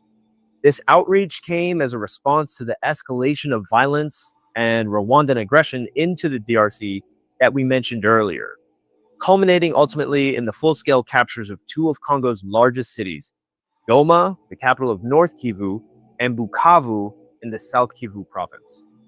Now, y'all know that the US stayed jonesing for those minerals. So President Donald Trump and Secretary of State Marco Rubio got right to work brokering a deal. Again, with the explicit understanding that the US will help negotiate peace between the DRC and Rwanda on the condition that the DRC would ensure greater access to its own critical minerals for the US. So on April 25th, representatives from both the DRC and Rwanda signed a 6-point Declaration of Principles in Washington, D.C., outlining the framework for the peace agreement. It's important to note that the initial framework is not the final peace deal. It's literally just a starting point for negotiations. But it gives us a great sense of what everyone is working towards and has been working towards throughout these negotiations. So let's hit each point real quick. According to the US State Department website, the 6 points of desired outcomes are: first, sovereignty, territorial integrity, and governance, where the DRC and Rwanda acknowledge each other's sovereignty and establish borders and commit to reaching a resolution for peace without threatening the validity of those borders. Second, security concerns, where both nations acknowledge their security concerns, including mutual interests, their own mutual interests, in decreasing the activity of non-state armed groups in their respective territories. And instead, they pursue peace, security, stability, all of which would lead to more commercial trade and regional economic cooperation. The third point is what is referred to as regional economic integration framework, where they commit to a phased framework that provides both Congo and Rwanda with expanded foreign trade and investment to ensure that both prosper from the region's natural resources through mutually beneficial partnerships and investment opportunities. This tenet specifically cites the launch or expansion of significant investments, including those facilitated by the US government and US private sector. Fourth, the return of IDPs, internally displaced persons, and refugees, where they commit to facilitate the safe return of refugees and internally displaced persons to their original homes once peace has been restored to those areas. The fifth point is a commitment to support MONUSCO, the United Nations peacekeeping mission in the DRC, and other functions that will support the implementation of United Nations Security Council Resolution 2773. This resolution, issued on February 21st, 2005, less than a month into the recent invasion of Goma, was the UN's response to the violence. And among other things, it essentially reaffirms the DRC's right to control and govern its own lands, as well as affirms that Rwanda should immediately withdraw its troops from Congo and do so unconditionally, as well as end their support of M23. And the sixth and final point just outlines a commitment by both parties to draft peace agreements for each other to review along the lines of existing peace processes across a number of networks for both parties to, again, mutually review by May 2nd, 2025. As you can see, there's a lot going on here. But in short, the Declaration of Principles as a starting point for negotiations just outlines a commitment from both nations to respect each other's territorial sovereignty, end support for armed groups, and work together to stabilize the Congo, with additional details really just describing pathways towards making all of this happen. If you pay close attention to the sixth point of the declaration, it calls for the DRC and Rwanda to, quote, commit to coordinate through existing channels to generate an initial draft peace agreement. Existing channels? Well, the channels that Washington is referring to here include a number of separate peace processes that have been initiated since as recently as December 2024. The Luanda Accords, the Nairobi process, the Doha talks, the EAC SADC processes. That's at least 5 different peace processes in less than a year, including this one, all aimed ostensibly at bringing about some sort of end to the conflict. In a way, this reflects quite perfectly how complex Congo's crisis has become. There are just too many interests, too many actors, and no single roadmap. Until now, with this US led peace process aiming to bring about everything together under a single umbrella. And the history of peace deals in Congo goes back way further than just 2024. For example, there was the 1999 Lusaka Accords, signed during the Second Congo War. It ultimately failed to stop the war and end the violence in Congo. Then there was the Sun City Agreement, signed in 2002, which ended the war, but failed disastrously at holding military and state leaders accountable for the violence. And then there was the notorious March 23rd Agreement, a peace deal signed between the Congolese government and the CNDP, which was a Rwandan-backed rebel group that would later become who we know today as the M23. Clearly, we see how that peace deal turned out. With so many failed peace processes dotting the landscape of this 30-year war, the question really must be asked. What makes this peace process any different? And what do we really expect to come out of this US brokered peace deal? Well, as I mentioned earlier, unlike many of the previous peace initiatives which have called for dialogues between the DRC and proxy militias, this process openly and directly acknowledges the Rwandan government as a central player in the conflict. The importance of this really cannot be overstated. It means that there's an avenue within the negotiations for the aggressors in this conflict to be held directly accountable for stoking the violence.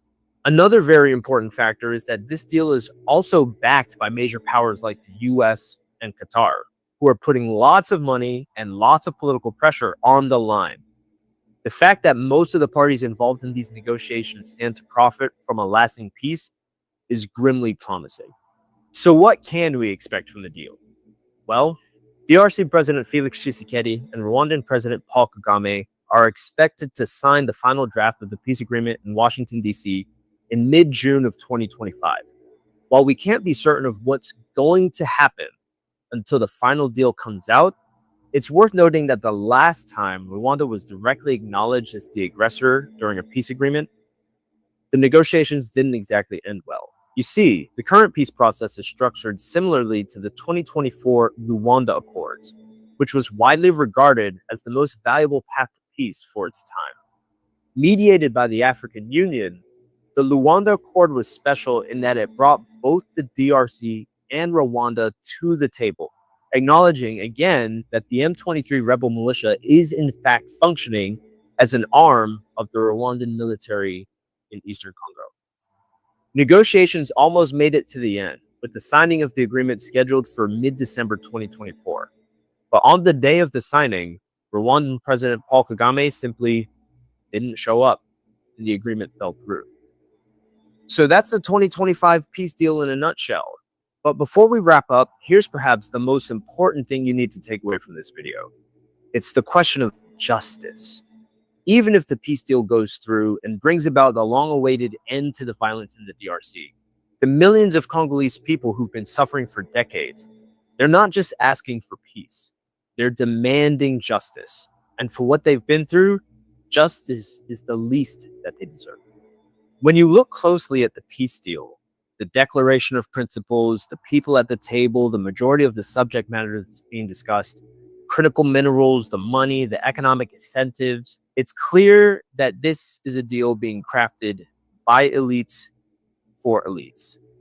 The voices of the people, the local Congolese community, of grassroots organizers, of the people who've been the most severely impacted and harmed and dismissed over the decades of conflict, their voices are conspicuously absent from the negotiations. Because here's the thing. While an end to Rwandan-backed violence in Congo will certainly be a welcome reality for countless Congolese people, it probably won't change the status quo of poverty or of labor exploitation or of resource extraction, or of corporate tyranny, or of climate disaster, these issues that people face every day. In the end, a lasting peace in Congo is an amazing thing. Don't get me wrong. It's what we all want and what we all hope for. Seeing a permanent end to the violence and to the killing and to the fear that the people are experiencing. But we must also treat the peace process not as a destination, but as a meaningful step towards justice. What does justice look like? Justice looks like millions of displaced Congolese people being allowed to return back to their homes that they've been displaced from, that they've longed for every day to return since being pushed off at gunpoint. It looks like Congolese communities being given back their lands to steward, to benefit from, to heal. And it looks like everyday Congolese people having a say in the affairs and direction of their own country, even at the level of international diplomacy. It looks like reparations for suffering and stolen wealth. And it looks like kidnapped family members being returned safely to their loved ones. And it looks like so much more. True peace isn't merely the absence of war. It's the presence of justice. Congolese people deserve justice. Thanks for watching all the way to the end of the video. If you found this video helpful, if in helping you understand what's been happening in Congo, what is happening right now in Congo, please let us know in the comments. What exactly did you learn? What burning questions do you still have?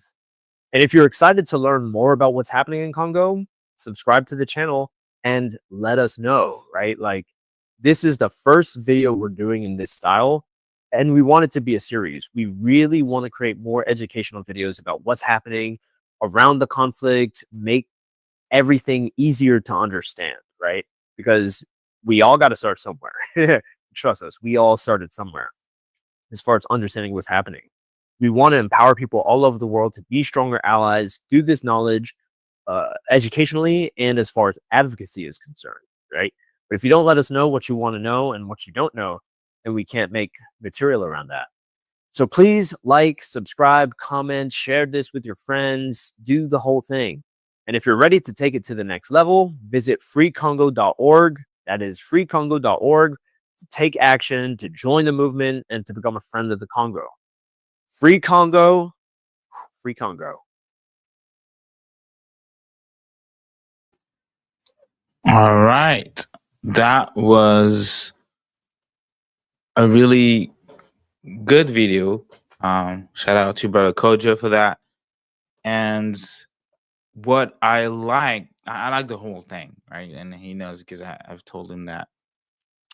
Um, and the part that somehow that doesn't seem to get the attention, get other people, some people confused, particularly those, um, I guess, back home. There are not just back home, but I would say those who are comfortable, Congolese people who are comfortable in the comfort of their home, seeing these issues not necessarily through the lens of the victims, and then seeing the deal being done and being content about that, being okay with at least the way it's being presented to us. Um, Brother Kojo in the video that we just watched say that um, that peace isn't merely the absence of war; it is the presence of justice.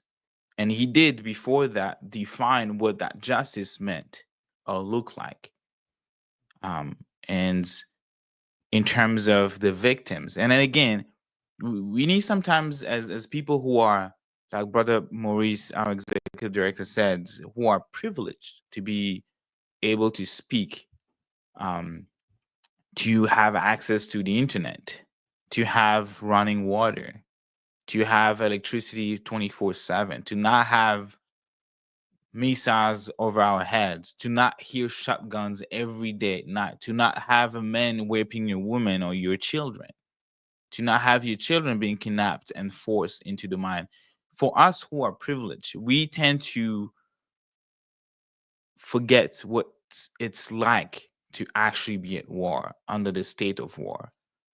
And when we see the solutions that are being presented to us, we don't want to remove ourselves, remove or take off that clothes of privilege and trying to see things from a different perspective, from a different lens.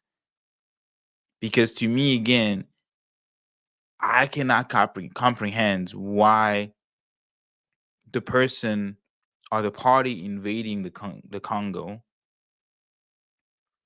gets to be given green lights to exploit Congolese mineral steel, because that has been leaked, as we mentioned last week and briefly today. Like, why? Why are they rewarded with the fact that they will be able to have the factory exploits, transform Congolese minerals, and sell them overseas? Like, why? Like, why aren't we following the law? Why aren't we sanctioning them? Why aren't we imposing arm embargo to Rwanda? Why aren't we restricting um, the type of resources they get, right, in terms of military resources? Like, why do we have to sit down and play nice with Rwanda? And I'm saying that literally and frankly because we are in the midst of many war around the world, right? And we have the conflict happening between Israel and Iran. That's breaking news. They don't want to talk with Iran.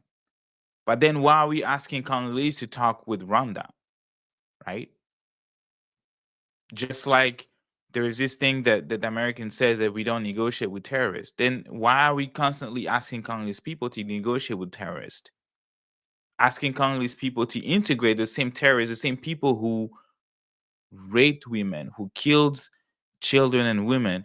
We asking them to integrate them in the army because that has been the case for years. Like, why are we asking all of these things to the Congolese people? And when we, as responsible people or people who have a responsibility collectively, as a collective, as a community, we asking the right questions, we posing the right questions, or in the case that's done for with Friends of the Congo, we lay out the facts about the mineral deals. Why suddenly we seem to get pushbacks about waiting to hear everything? The reports that I mentioned um that got the Minister of Foreign Affairs of Rwanda upset. He didn't say that it was fake news, right? The report about Congolese about the peace talks and what is being asked to Rwanda to withdraw its troops from the Congo. He didn't say that's a fake news. He just said that he hoped that people who leaking that are aware that that could jeopardize the peace talks. So there is a part of truth into this, right? When they ask, when the U.S. is asking Rwanda as a condition to withdraw the troops from the Congo, the same Sonia Hole and Reuters, because these are the news media who are letting us know what's going on, also told us that Rwanda will be benefiting from this peace deal. And let me see if I can just pull that report. Um, it's it's to me it's kind of crazy that they are going to sign a peace deal, and in that peace deal, Rwanda will benefit from it. That's to me like I don't understand how that is right.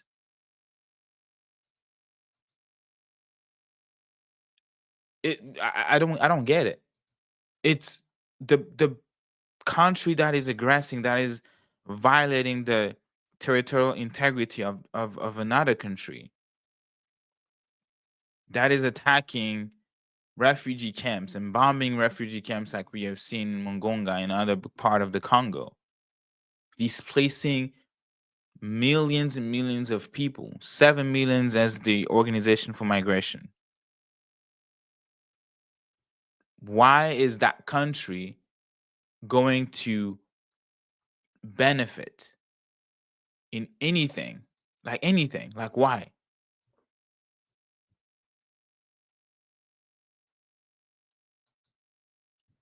The US led peace talks could boost Rwanda processing of the Congo.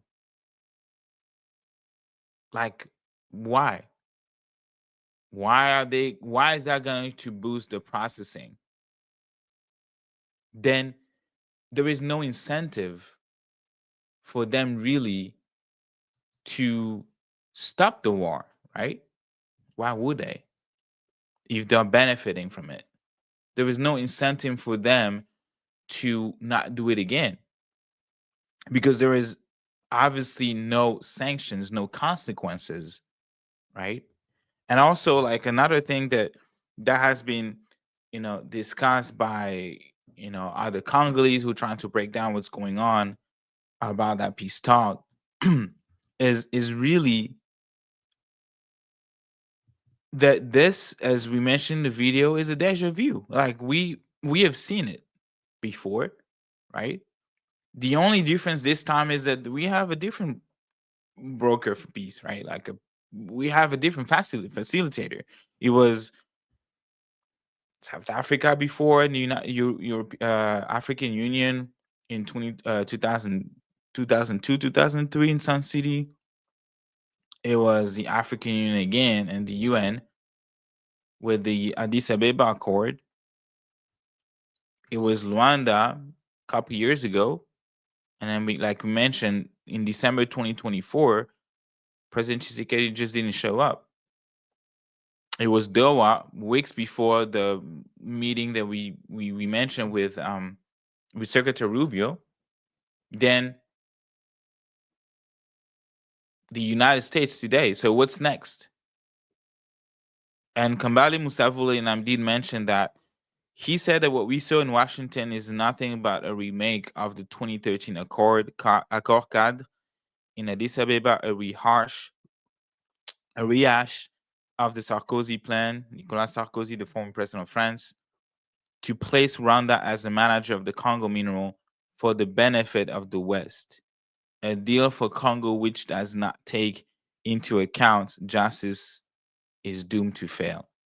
This is what he told me back in, I think, April 27 during a conversation that I had with him when I asked him what he thought about the Declaration of Principle. That was before the leaks of the fact that this peace talk or the mineral deal, will boost Rwandan processing of the Congo. He said it to place Rwanda as the manager of the Congo. So people would get the minerals in the Congo, like the Congolese minerals, ship them to Rwanda. In Rwanda, they will be processed. And then from there, they will be sold to the United States and the European Union and other countries. That makes Rwanda, like Brother Kambale Musavuli said, the manager of Congo minerals. Because the United States is finding itself in a really, I would say, awkward position to not sanction Rwanda. And like we've discussed times over, times again, that it is merely impossible for the United States to sanction Rwanda in the first place. Not because the United States doesn't, that it cannot do it or doesn't have the power to do it, but because sanctioning Rwanda will go against the U.S. interest.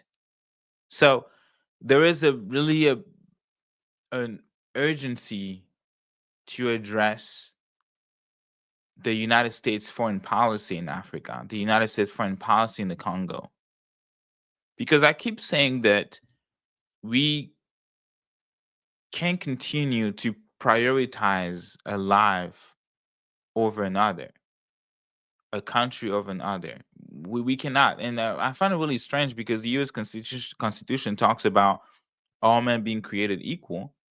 But then when you see the US foreign policies let's say in the Congo, for example, where we saw 6 million people being, slaughtered, died as a result of the war, and nothing is being done against those who committed those crimes, right? That a country can invade another country, starve to death another one, and no consequence at all, right? Then what message are we sending to the mind and the heart of those who are being attacked, of those who see the children being forced to work in the mines, being forced to enroll in the army, in the militia group, into the M23, who has been, and that has been documented, on enrolls children as soldiers. And that's why the United States, under the um, Child Soldier Prevention Act, stopped military aid with Rwanda, because Rwanda is aiding or supporting the M23, boots on the ground, money, and even food, y'all. I'm not even making this up. Let me see if you can find it. Like, you have protein bars being given to M23 members, protein bars made in Rwanda by the RDF. This is crazy.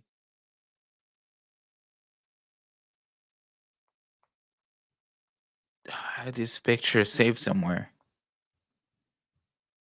And you have all of these proof, right? That literally that Rwanda is supporting the M23. Yet there is no sanctions against Rwanda. Rwanda on the international scene, right, can be can receive scolding, quote unquote, a resolution. Never, you don't see that when it comes to the Palestinian issue. You don't see that when it comes to Ukrainian issue. But with Congo, 15-0 voted, Rwanda must go. No one abstained. No one voted against. 15-0. Five permanent member of the United States Security Council, and all 10 non-permanent member of the UN Security Council. They voted in favor of that resolution, calling Rwanda of Paul Kagame to withdraw without any precondition from the Congo. You know? So you have that, and I found that photo. I want to share with y'all. It's fascinating, the world that we live in, where there is no no sense of justice, no sense of law. Like, literally,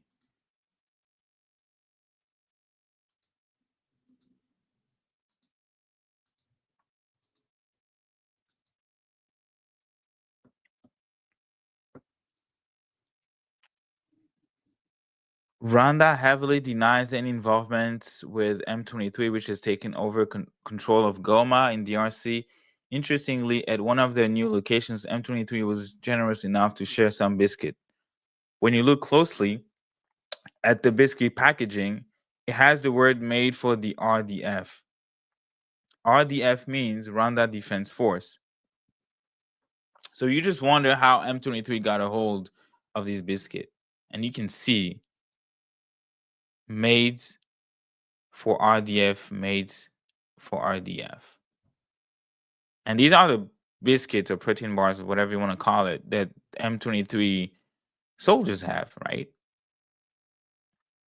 Yet another example, and we discussed about the NBC report last week about extensive documentation of the involvement, to like at which extent the Rwanda's government is involved. But there again, there is nothing, absolutely nothing is being said. And we're gonna ask the Congolese people to sit down and discuss. And you do that, as we saw, I think it was few weeks after Goma had fallen or something like that, a massive protest on the street. And honestly, like, I do not condone violence, never ever, right? But it was a protest um against Congolese people protesting against um US embassies. Let me see.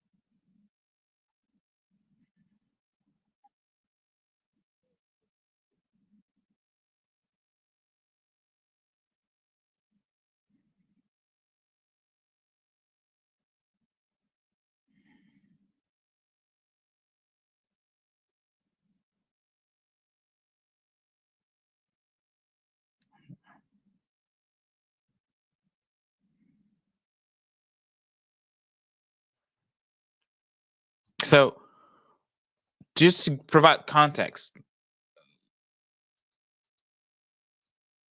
just to provide context, M23 took over Goma, and it was reported at the time that 3,000 or 10,000, it was about 3,000 soldiers, and including special forces, helped M23 with the assault of Goma. These were the reports that we saw that were coming from the ground, and that pushed the Tshisekedi regime, the Congolese government, to be worried, because they were like, "Oh, maybe it's the end of our reign." Because, to be honest, Tshisekedi was turning as a dictator. Never, first of all, he never won the election in the first place, and he was hinting that he wanted to change the constitution. People said that he wanted to remain in power. So he thought that that was his end. That maybe, just like we saw in 1997, that these rebel groups aided by Rwanda will eventually come in Kinshasa, the capital, and that will be his end. So his political party, in a stance that I found it really ridiculous, they organize a protest. Literally, the presidential party organized a protest when they are in power. They called on folks to go on the street and to protest. And these folks, obviously, you cannot control the crowd. If there is one thing that people should be able to understand, there is absolutely no way you can control a crowd that is angry. So they lost control of the crowd. I will say, at least I want to give them the benefit of the doubt, because I don't want to say that they guided the folks there, and to, because that would be crazy if the Congolese government actually intentionally did that. So I'm going to give them the benefit of the doubt and say that they couldn't control the crowd. So the crowd started going after, or going toward, and targeting the US embassy, right? The French embassy, the Kenyan embassy, and I forgot what other embassy was targeted. Probably it was Uganda. But from what I know and the images that I've seen, was these, at least these three embassy: France, um, Kenya, and the United States. And since then, the U.S. embassy has been closed. I think they reopened until very recently. But that wasn't precedented. I don't remember, even at the time that I was in Congo. I left the Congo. I was like, what, 18? And in my 30 years of existence now, I've never seen nor heard of a protest, Congolese protest, targeting embassies. Never ever. So then you ask yourself, right? I say that to my friends the other day, that people say that, oh, China is taking over in Congo, China is taking over in Congo, and now there's an anti-American sentiment. But I'm like, we don't teach Chinese and Mandarin in high school or colleges. People don't watch Chinese movies, not at least at the same extent as people watch Hollywood movies, right? Congo speak French, colonized by Belgium, and people know that.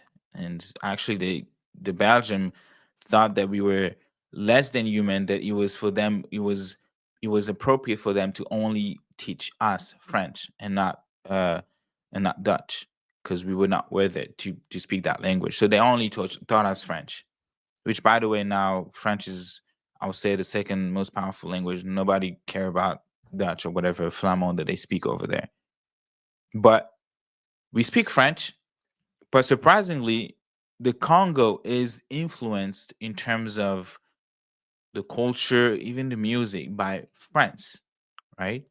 It is, I think it's Congo is the number one country, French speaking country right now, with the large number of people speaking French. You find them in the Congo.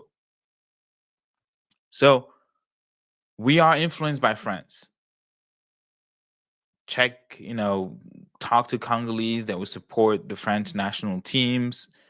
They will watch league like the French football, like wear clothes, and even artists, singers, right? A lot of people, uh, Congolese people, we immigrate to France and become French. So there is definitely that connection, right? There's definitely that love between the two countries, and that's a fact. And we speak French. That is taught in college, high school. It's actually the official language of the country, besides the four national language and the 200 dialects that we have. A language that has been established as the official language of the country, spoken on TV, news, um, for education, is French. And the second thing, when it comes to the United States, English also has become very popular because of the music, because of the culture, the relationship.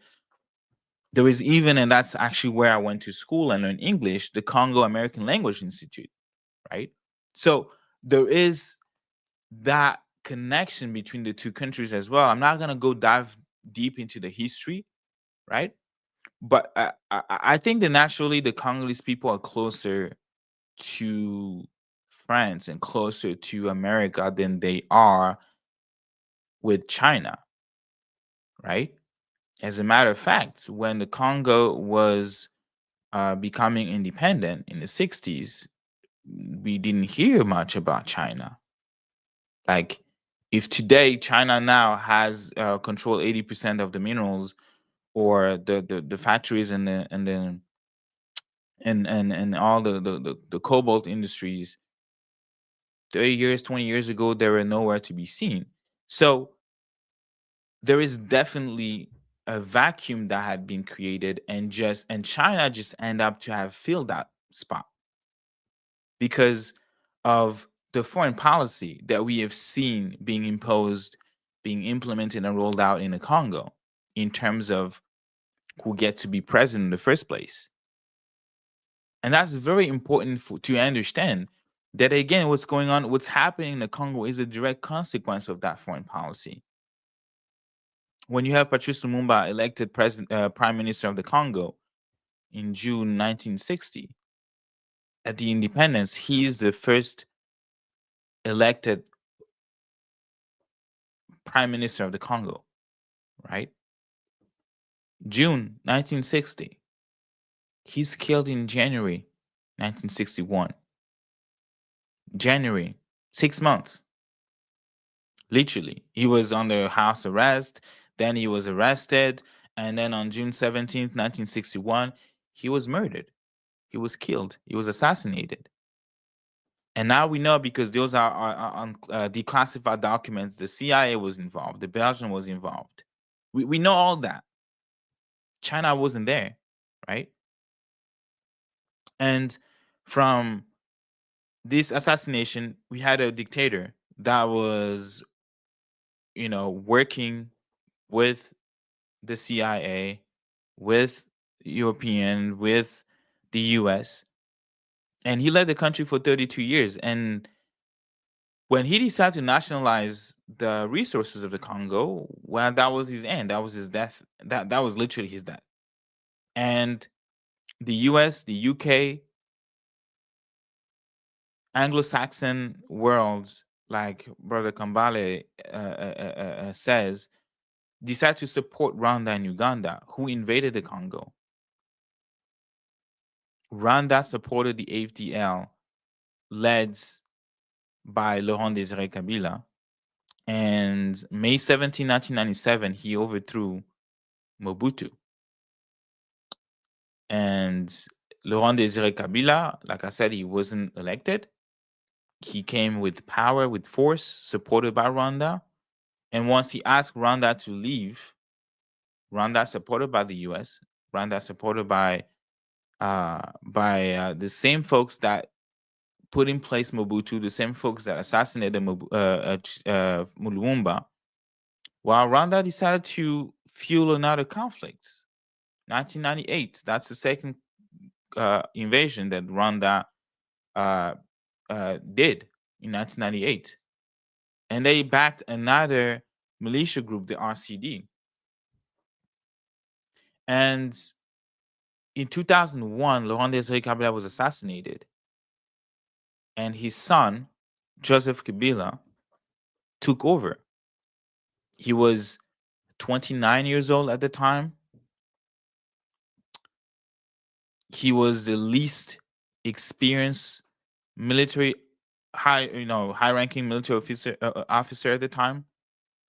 He was the youngest, but somehow he was chosen to be president. By who? You already know the answer. And he led the country for 18 years, robbing the election not once but twice, striking a deal that made him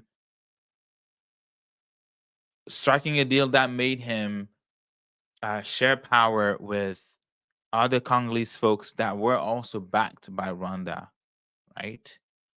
One president, four vice president, never happened anywhere in the world but in Congo, where Congolese were asked to sit down and talk, including with those who committed massacre.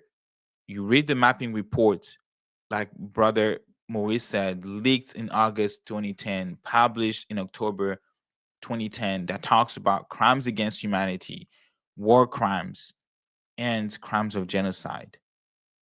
Name the organizations or the armed groups, the militia groups involved.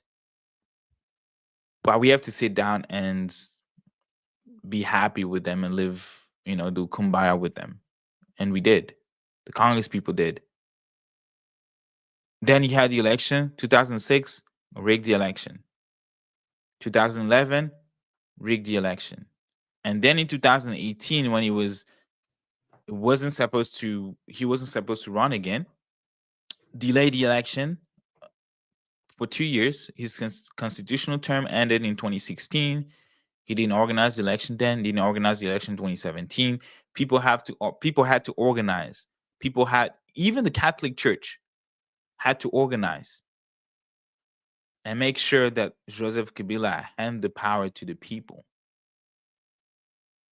He didn't mind gassing the Catholic Church. He didn't mind killing people. My parents took part of the march. My dad was arrested at the time. Failed my physics class twice during that time, three times. Thought about a lot of things that brought mental health to my experience, right? Mental issues to my experience. But that's what the Congolese people had to do or had to go through, and we know now why. And he ended the presidency to Tshisekedi, who never won the elections. And Tshisekedi led the country at first with Joseph Kabila. They had a coalition, and then he tried to set, you know, separate himself from Kabila. Like he was asked for the very, like at the, at the very first hour of his presidency by President Macron and even Trump administration before. But then he also started, he entered in this rabbit hole of being a dictator because hey, he's in power, right? Who can say who can say nobody can say anything, right? What can you say? He's the president. He's in charge. And putting in place rules and sometimes even abusing the law, confiscating, minerals, carré minier minerals, lands that belong to some people, including the current president of the former president of the Electoral Commission, that which who turned out to become later the head of the AFC, or if you want M23, Corne Nanga, and started harassing former President Joseph Kabila. Thought about rigged the election in 2023, where we had people we had videos and footages, photos of how rigged that election was. People voting from the comfort of their home. It was insane. He was supposedly elected with 73%. But we know who were the people who were okay with that, who gave the blessing with what the French Minister of Foreign Affairs at the time, Jean-Yves Le Drian, called it an African compromise. You all don't understand how degrading it is that, and it was during a morning radio. He was on the the radio talking about the situation in Venezuela, where we saw president the president of Venezuela, who said that he had won the election, but they were trying to uh, recognize another president, another candidate, and say that how he didn't win the election. So somebody took the phone and called and said, "Hey, I don't understand why." For the case of Venezuela, you're saying that the president Maduro cheated, and he's not the president, and you are supporting someone, Juan Guaido. He was the president of the National Assembly at the time. You're supporting Juan Guaido, and you saying that he's now the rightful president, even though he never ran the election, but you consider him as a president of the National Assembly, as the rightful president that you all will recognize, not the current president who said that he won, not the number two, which was the president of the Senate, was a woman at the time. By you recognizing him, how come for the case of the Congo, which is happening exactly at the same time, you're not saying anything about it? That's someone, someone in the audience who picked up the phone and called and asked a question on the radio. His response was that there was absolutely nothing France could have done because he was an African compromise. What a very insulting response. It's like this notion of democracy only applies to other countries, but not in Africa, not in the Congo. Then in the Congo, people can cheat and not being met with justice. But in Venezuela, they cannot cheat according to the same standards, according to the same rules. They cannot cheat. Someone who did not win the election in Venezuela cannot say that I won the election. Someone in Iran cannot say that I won the election even though he didn't. But in Congo, you can because it's an African compromise. So they are allowed, right? Because we've seen what happened in those countries that I mentioned, or other countries where there was sanctions, embargoes. For like what, 40, 50 years, there's been an embargo on Cuba right now. Still there. Venezuela, same thing, right? So when the West want to take a stance for their interests, they do that, right? But the images that I saw from the Congo is only the tip of the iceberg, because the anger will continue to grow the more people are occupied, the more people are continue to be killed, the more people continue to suffer, the more roads continue to get degraded because of the government that are being imposed on them, and they're not doing anything except enriching themselves. The more women are continue to get raped, the more the children are continue to be enrolled in militia groups, in working in mines. That anger will continue to grow.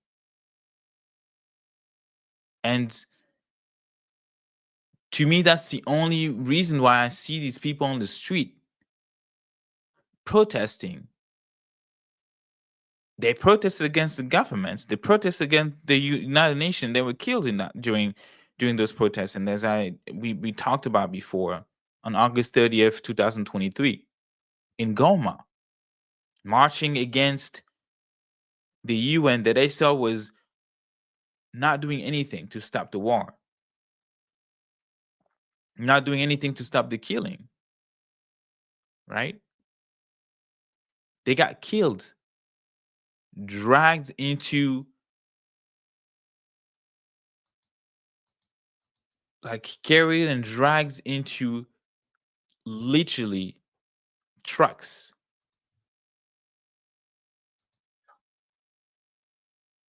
I don't think it would be appropriate for me to show Now, I won't show it. I will just show the aftermath.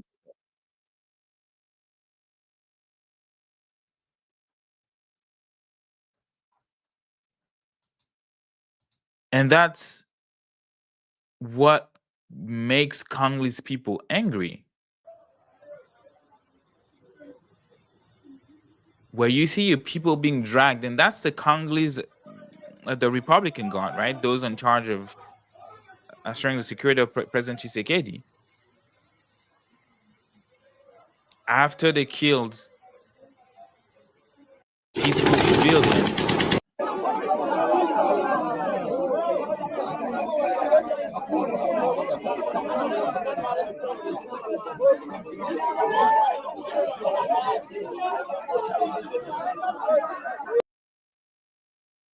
that was before the massacre happened. So when you have Congolese people see that, they get killed when they protest against the government,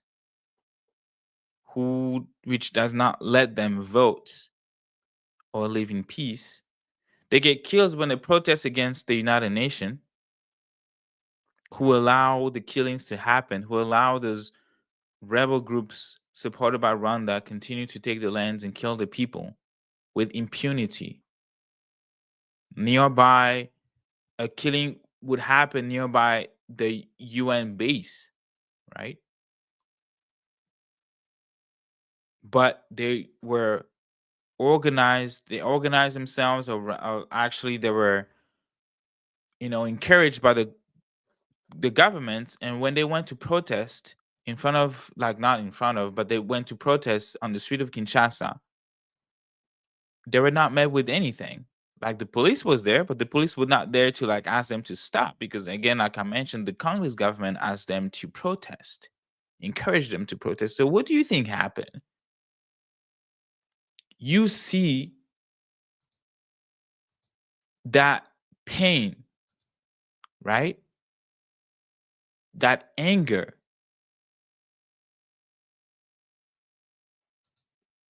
of, seeing that now you can express yourself. Now you can literally, you know, tell people how you feel. So they did it.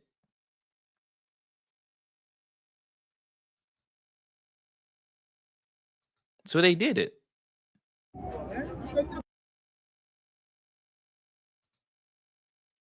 They literally did it.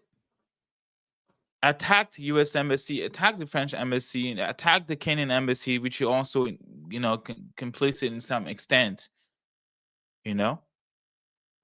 But you cannot let people giving justice to themselves.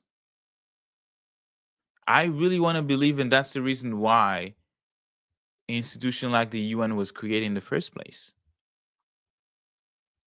At the aftermath of the World War II, I'll even say World War One because it was Nation League before, Ligue des Nations, and then United Nations after that. And then the folks that were all allies, all the five permanent members of the UN Security Council they were allies. They fought together during World War II. So they fought together, and when they fought together, they won the war. So they won the war, and they were like, you know what? Let's try to create institutions and to make sure that there was peace, that the world war that happened never happened again, right?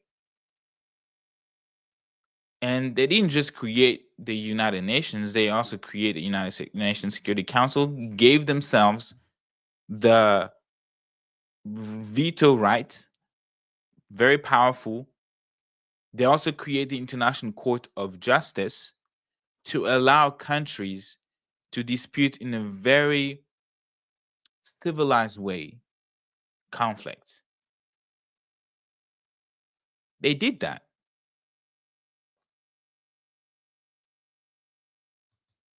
But then you look at the case of the Congo, 6 million people dead, a country constantly invading another. But the International Court of Justice, which actually convicted, found Uganda guilty of war crimes, essentially.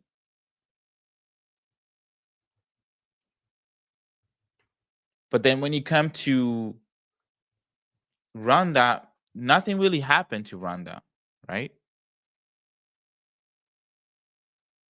Nothing happened to Rwanda because of jurisdiction. So you see that even the law, the international law that are put in place to help prevent some war, they also created international laws so that countries can have certain posture even in times of war, especially in times of war.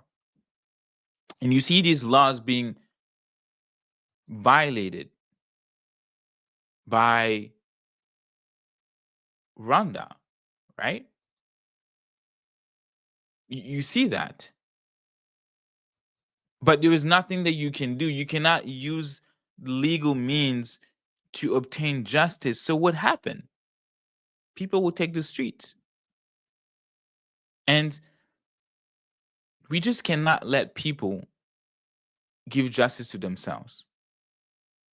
And that's why, and I'm going to end there. I'm really hoping that the folks at DC in the hills really understand that there is absolutely no interest to erode the trust of the people. There is absolutely no interest in the long run. In the short run, they can continue to get minerals for free or here and there, right? But in the long run, they are making Congolese people angry. That's why you see people turning to China. Not because China is better than the US, particularly from an elite's perspective, those who are actually in power today, right? They turn to China because China can provide them with things with no string attached, no string attached. In terms of like lecturing them when it comes to human rights. The United States does. And then because of the corruption, because the people who were in place were never elected in the first place, they were never elected. So because they were never elected, they don't answer to the people. They only answer to two things: power and money. So whoever has power to impose themselves.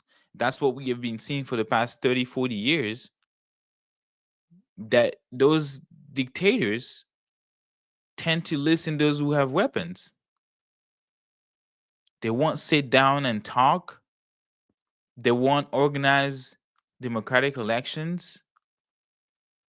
They won't listen to the people, but they will sit down and talk with whoever has a militia group. They will listen to rebels.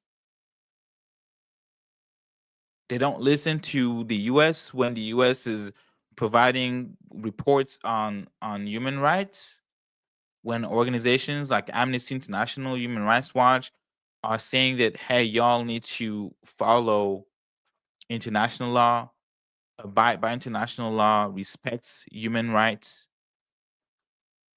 and they take the money from China because China doesn't condition those aid with any sort of human rights. So for them, it's perfect. So what happens? Then they ended up selling those things to China. That's where we are today. And now, out of fear, President Tshisekedi attempts to sell again and break a deal with the United States out of fear, because he hoped that, oh, maybe if I do it, I make a deal with the US, I'll be fine. I can continue to be president. My interests will be secured. But there is one thing that I've learned in my short 30 years of age, and I will say maybe a few years, from college time all the way to my 3 years now in Friends of the Congo and Congolese Action Group platform, is that politics is really unpredictable, like as we've seen. Like, and when it comes to the Congo, particularly when it comes to the Congo, even the US doesn't control anything. The US who wanted Kabila out, pressure so that Kabila doesn't run for a third term. When he handed the power to Tshisekedi, they were like, okay,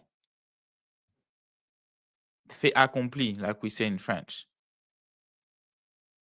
Like, what are they gonna do? What is done is done. I guess we're gonna try to deal with Tshisekedi and trying to figure out how we can mend him, shape him, or mold him into something that we want him to be. But they observe what happened and they just let it happen. It's I think it's the same thing, and maybe that's the mistake that President Tshisekedi is making, thinking that President Tshisekedi is safe with that deal. I don't think he's safe with that deal. As a matter of fact, I think he's even making himself more captured, because nothing today, and we've seen it with member like opposition, right? Tacitly supporting M23. What does he mean? And trying to portray that as a Congolese armed group. Former President Kabila speaking for the first time in like 6 years on camera and to the people of Congo, not mentioning once the M23 in his 45-minute speech. What does he tell you? When President of Rwanda saw his Minister of International Cooperation being sanctioned by the United States, right? James Kabarebe sanctioned by the United States of America. When that resolution passed back in February, something needed to happen to release the pressure off of Paul Kagame. And those things happen. What happened? You saw, you know, people from the opposition, Katumbi, started speaking not directly at Rwanda, but talking about M23, about the AFC, showing that the AFC or the M23 is, and that these are their words, right? Like a military Congolese force. While if there are unarmed groups from the opposition, they are from the opposition, but they are just armed. That's the only difference. What a strange way to put things. Forgetting all the reports that we have, forgetting all the things that we have, all the support, the reports the documented extensive report that we have on Rwanda's support of the M23. Forgetting all of that, right? So that's exactly where we are, why we are where we are today.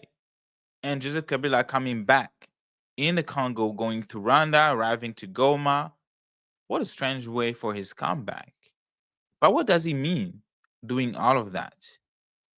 That at the end of the day, we are trying, or they are trying, to make the conflicts that is and has been said as an aggression, an territorial integrity violation. Now they're trying to switch and present it as a Congolese to Congolese affair, as a rebellion. Erase the facts, erase what we know, so that, like it happened in 1994, right? When the president of Habyarimana's airplane was shot. What are you gonna say? It was shot. We move on. When President Laurent Desire Kabila was shot, what did they say? Well, he got shot. It was his bodyguard. We move on. When Mobutu was overthrown, what did they say? He was overthrown by a fellow Congolese. We move on. So we fail to provide justice to the Congo. Justice, we find a way to present itself, and sometimes, and most of the time, is not pretty to see. And for a stable Congo, a long lasting peace in the region, we shouldn't just rely on presenting peace as the absence of war, like Brother Kojo said. We should emphasize on the fact that the true peace is one that relies on the presence of justice. So, like these mamas from Congo who flew in the midst of,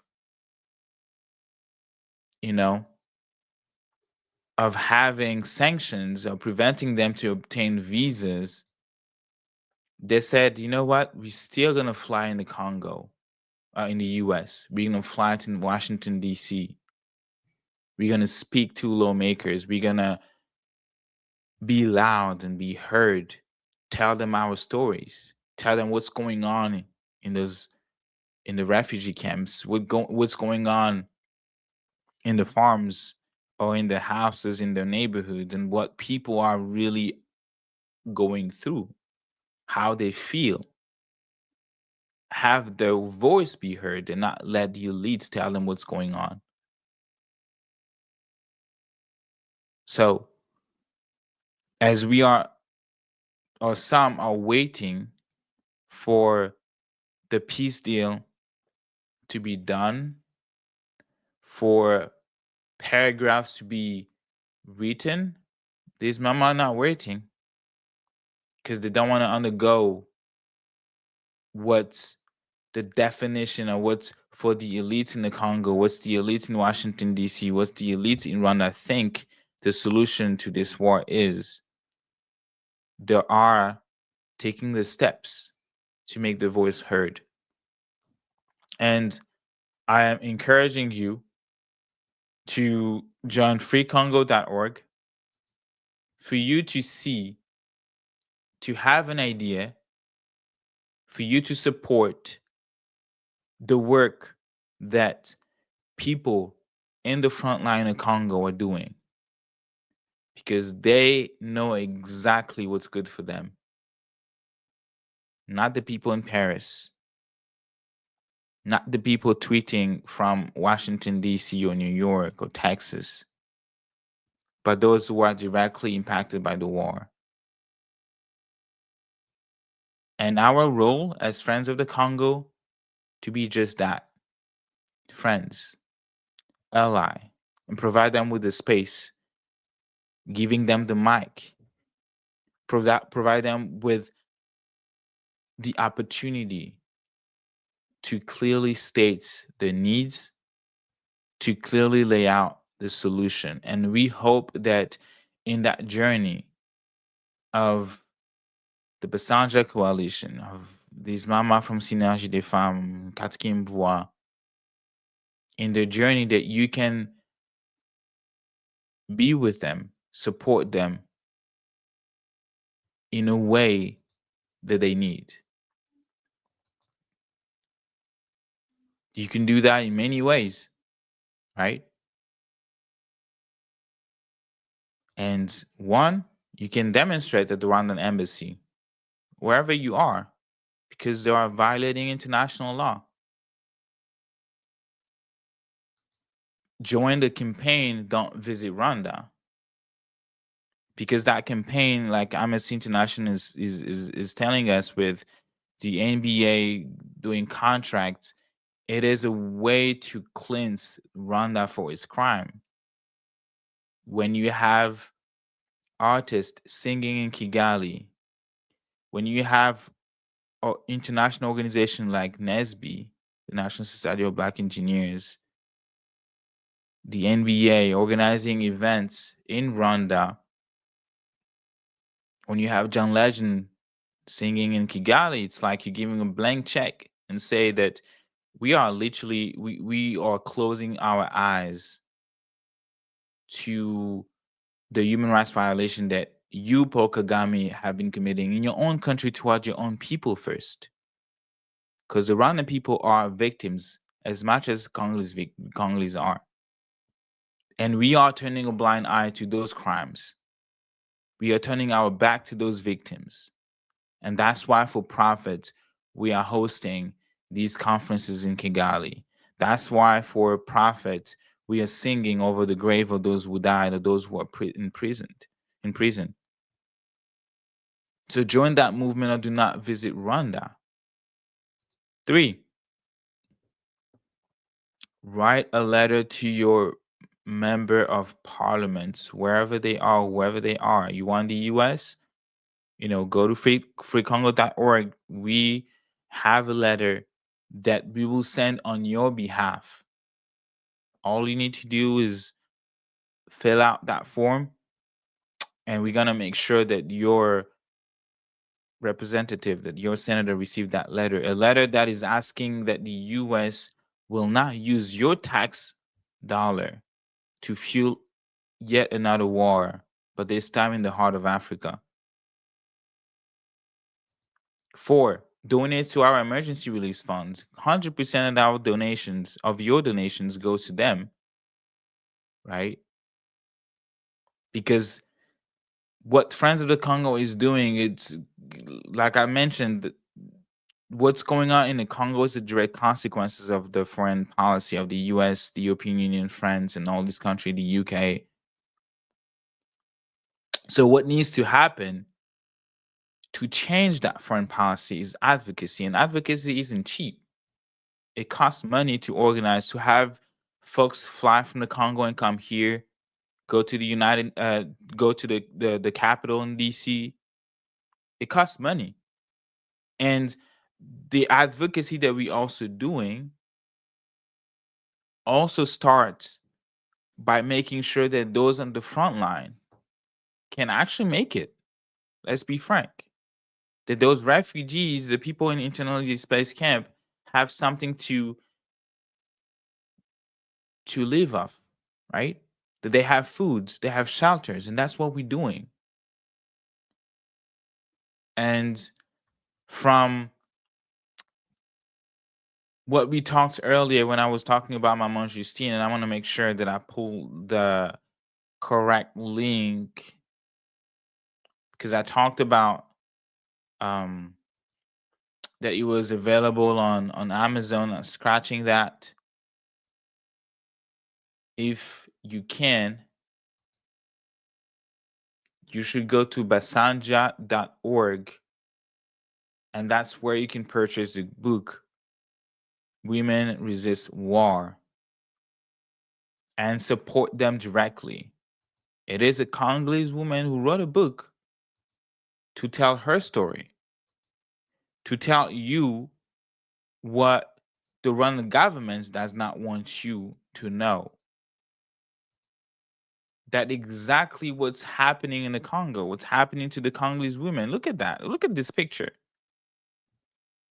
They, along with countless stories and victims from the Panzi hospital, trading women, victim of rapes, telling that story. So that's a way that you can contribute to this collective effort because it takes all of us, right, to bring back justice. And I'm not saying peace, but I'm saying justice in the Congo, justice for the women. So if you can, continue to spread the word, continue to talk about the Congo, continue to include Congo in your advocacy effort,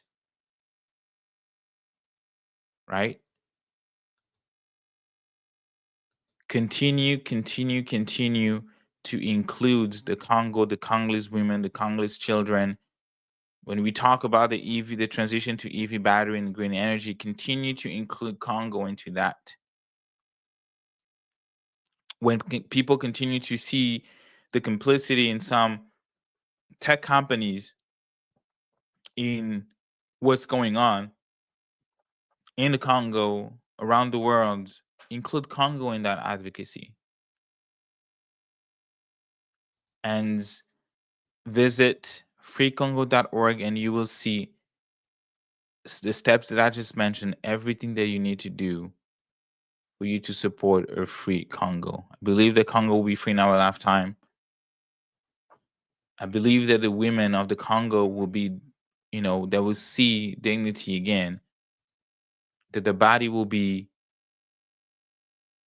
honored, sanctified, and not a battleground for men to spill the hatred, the bestiality, for children to be able to go to school and have a future and not being sent in the battlefield by those who care about only one thing, money.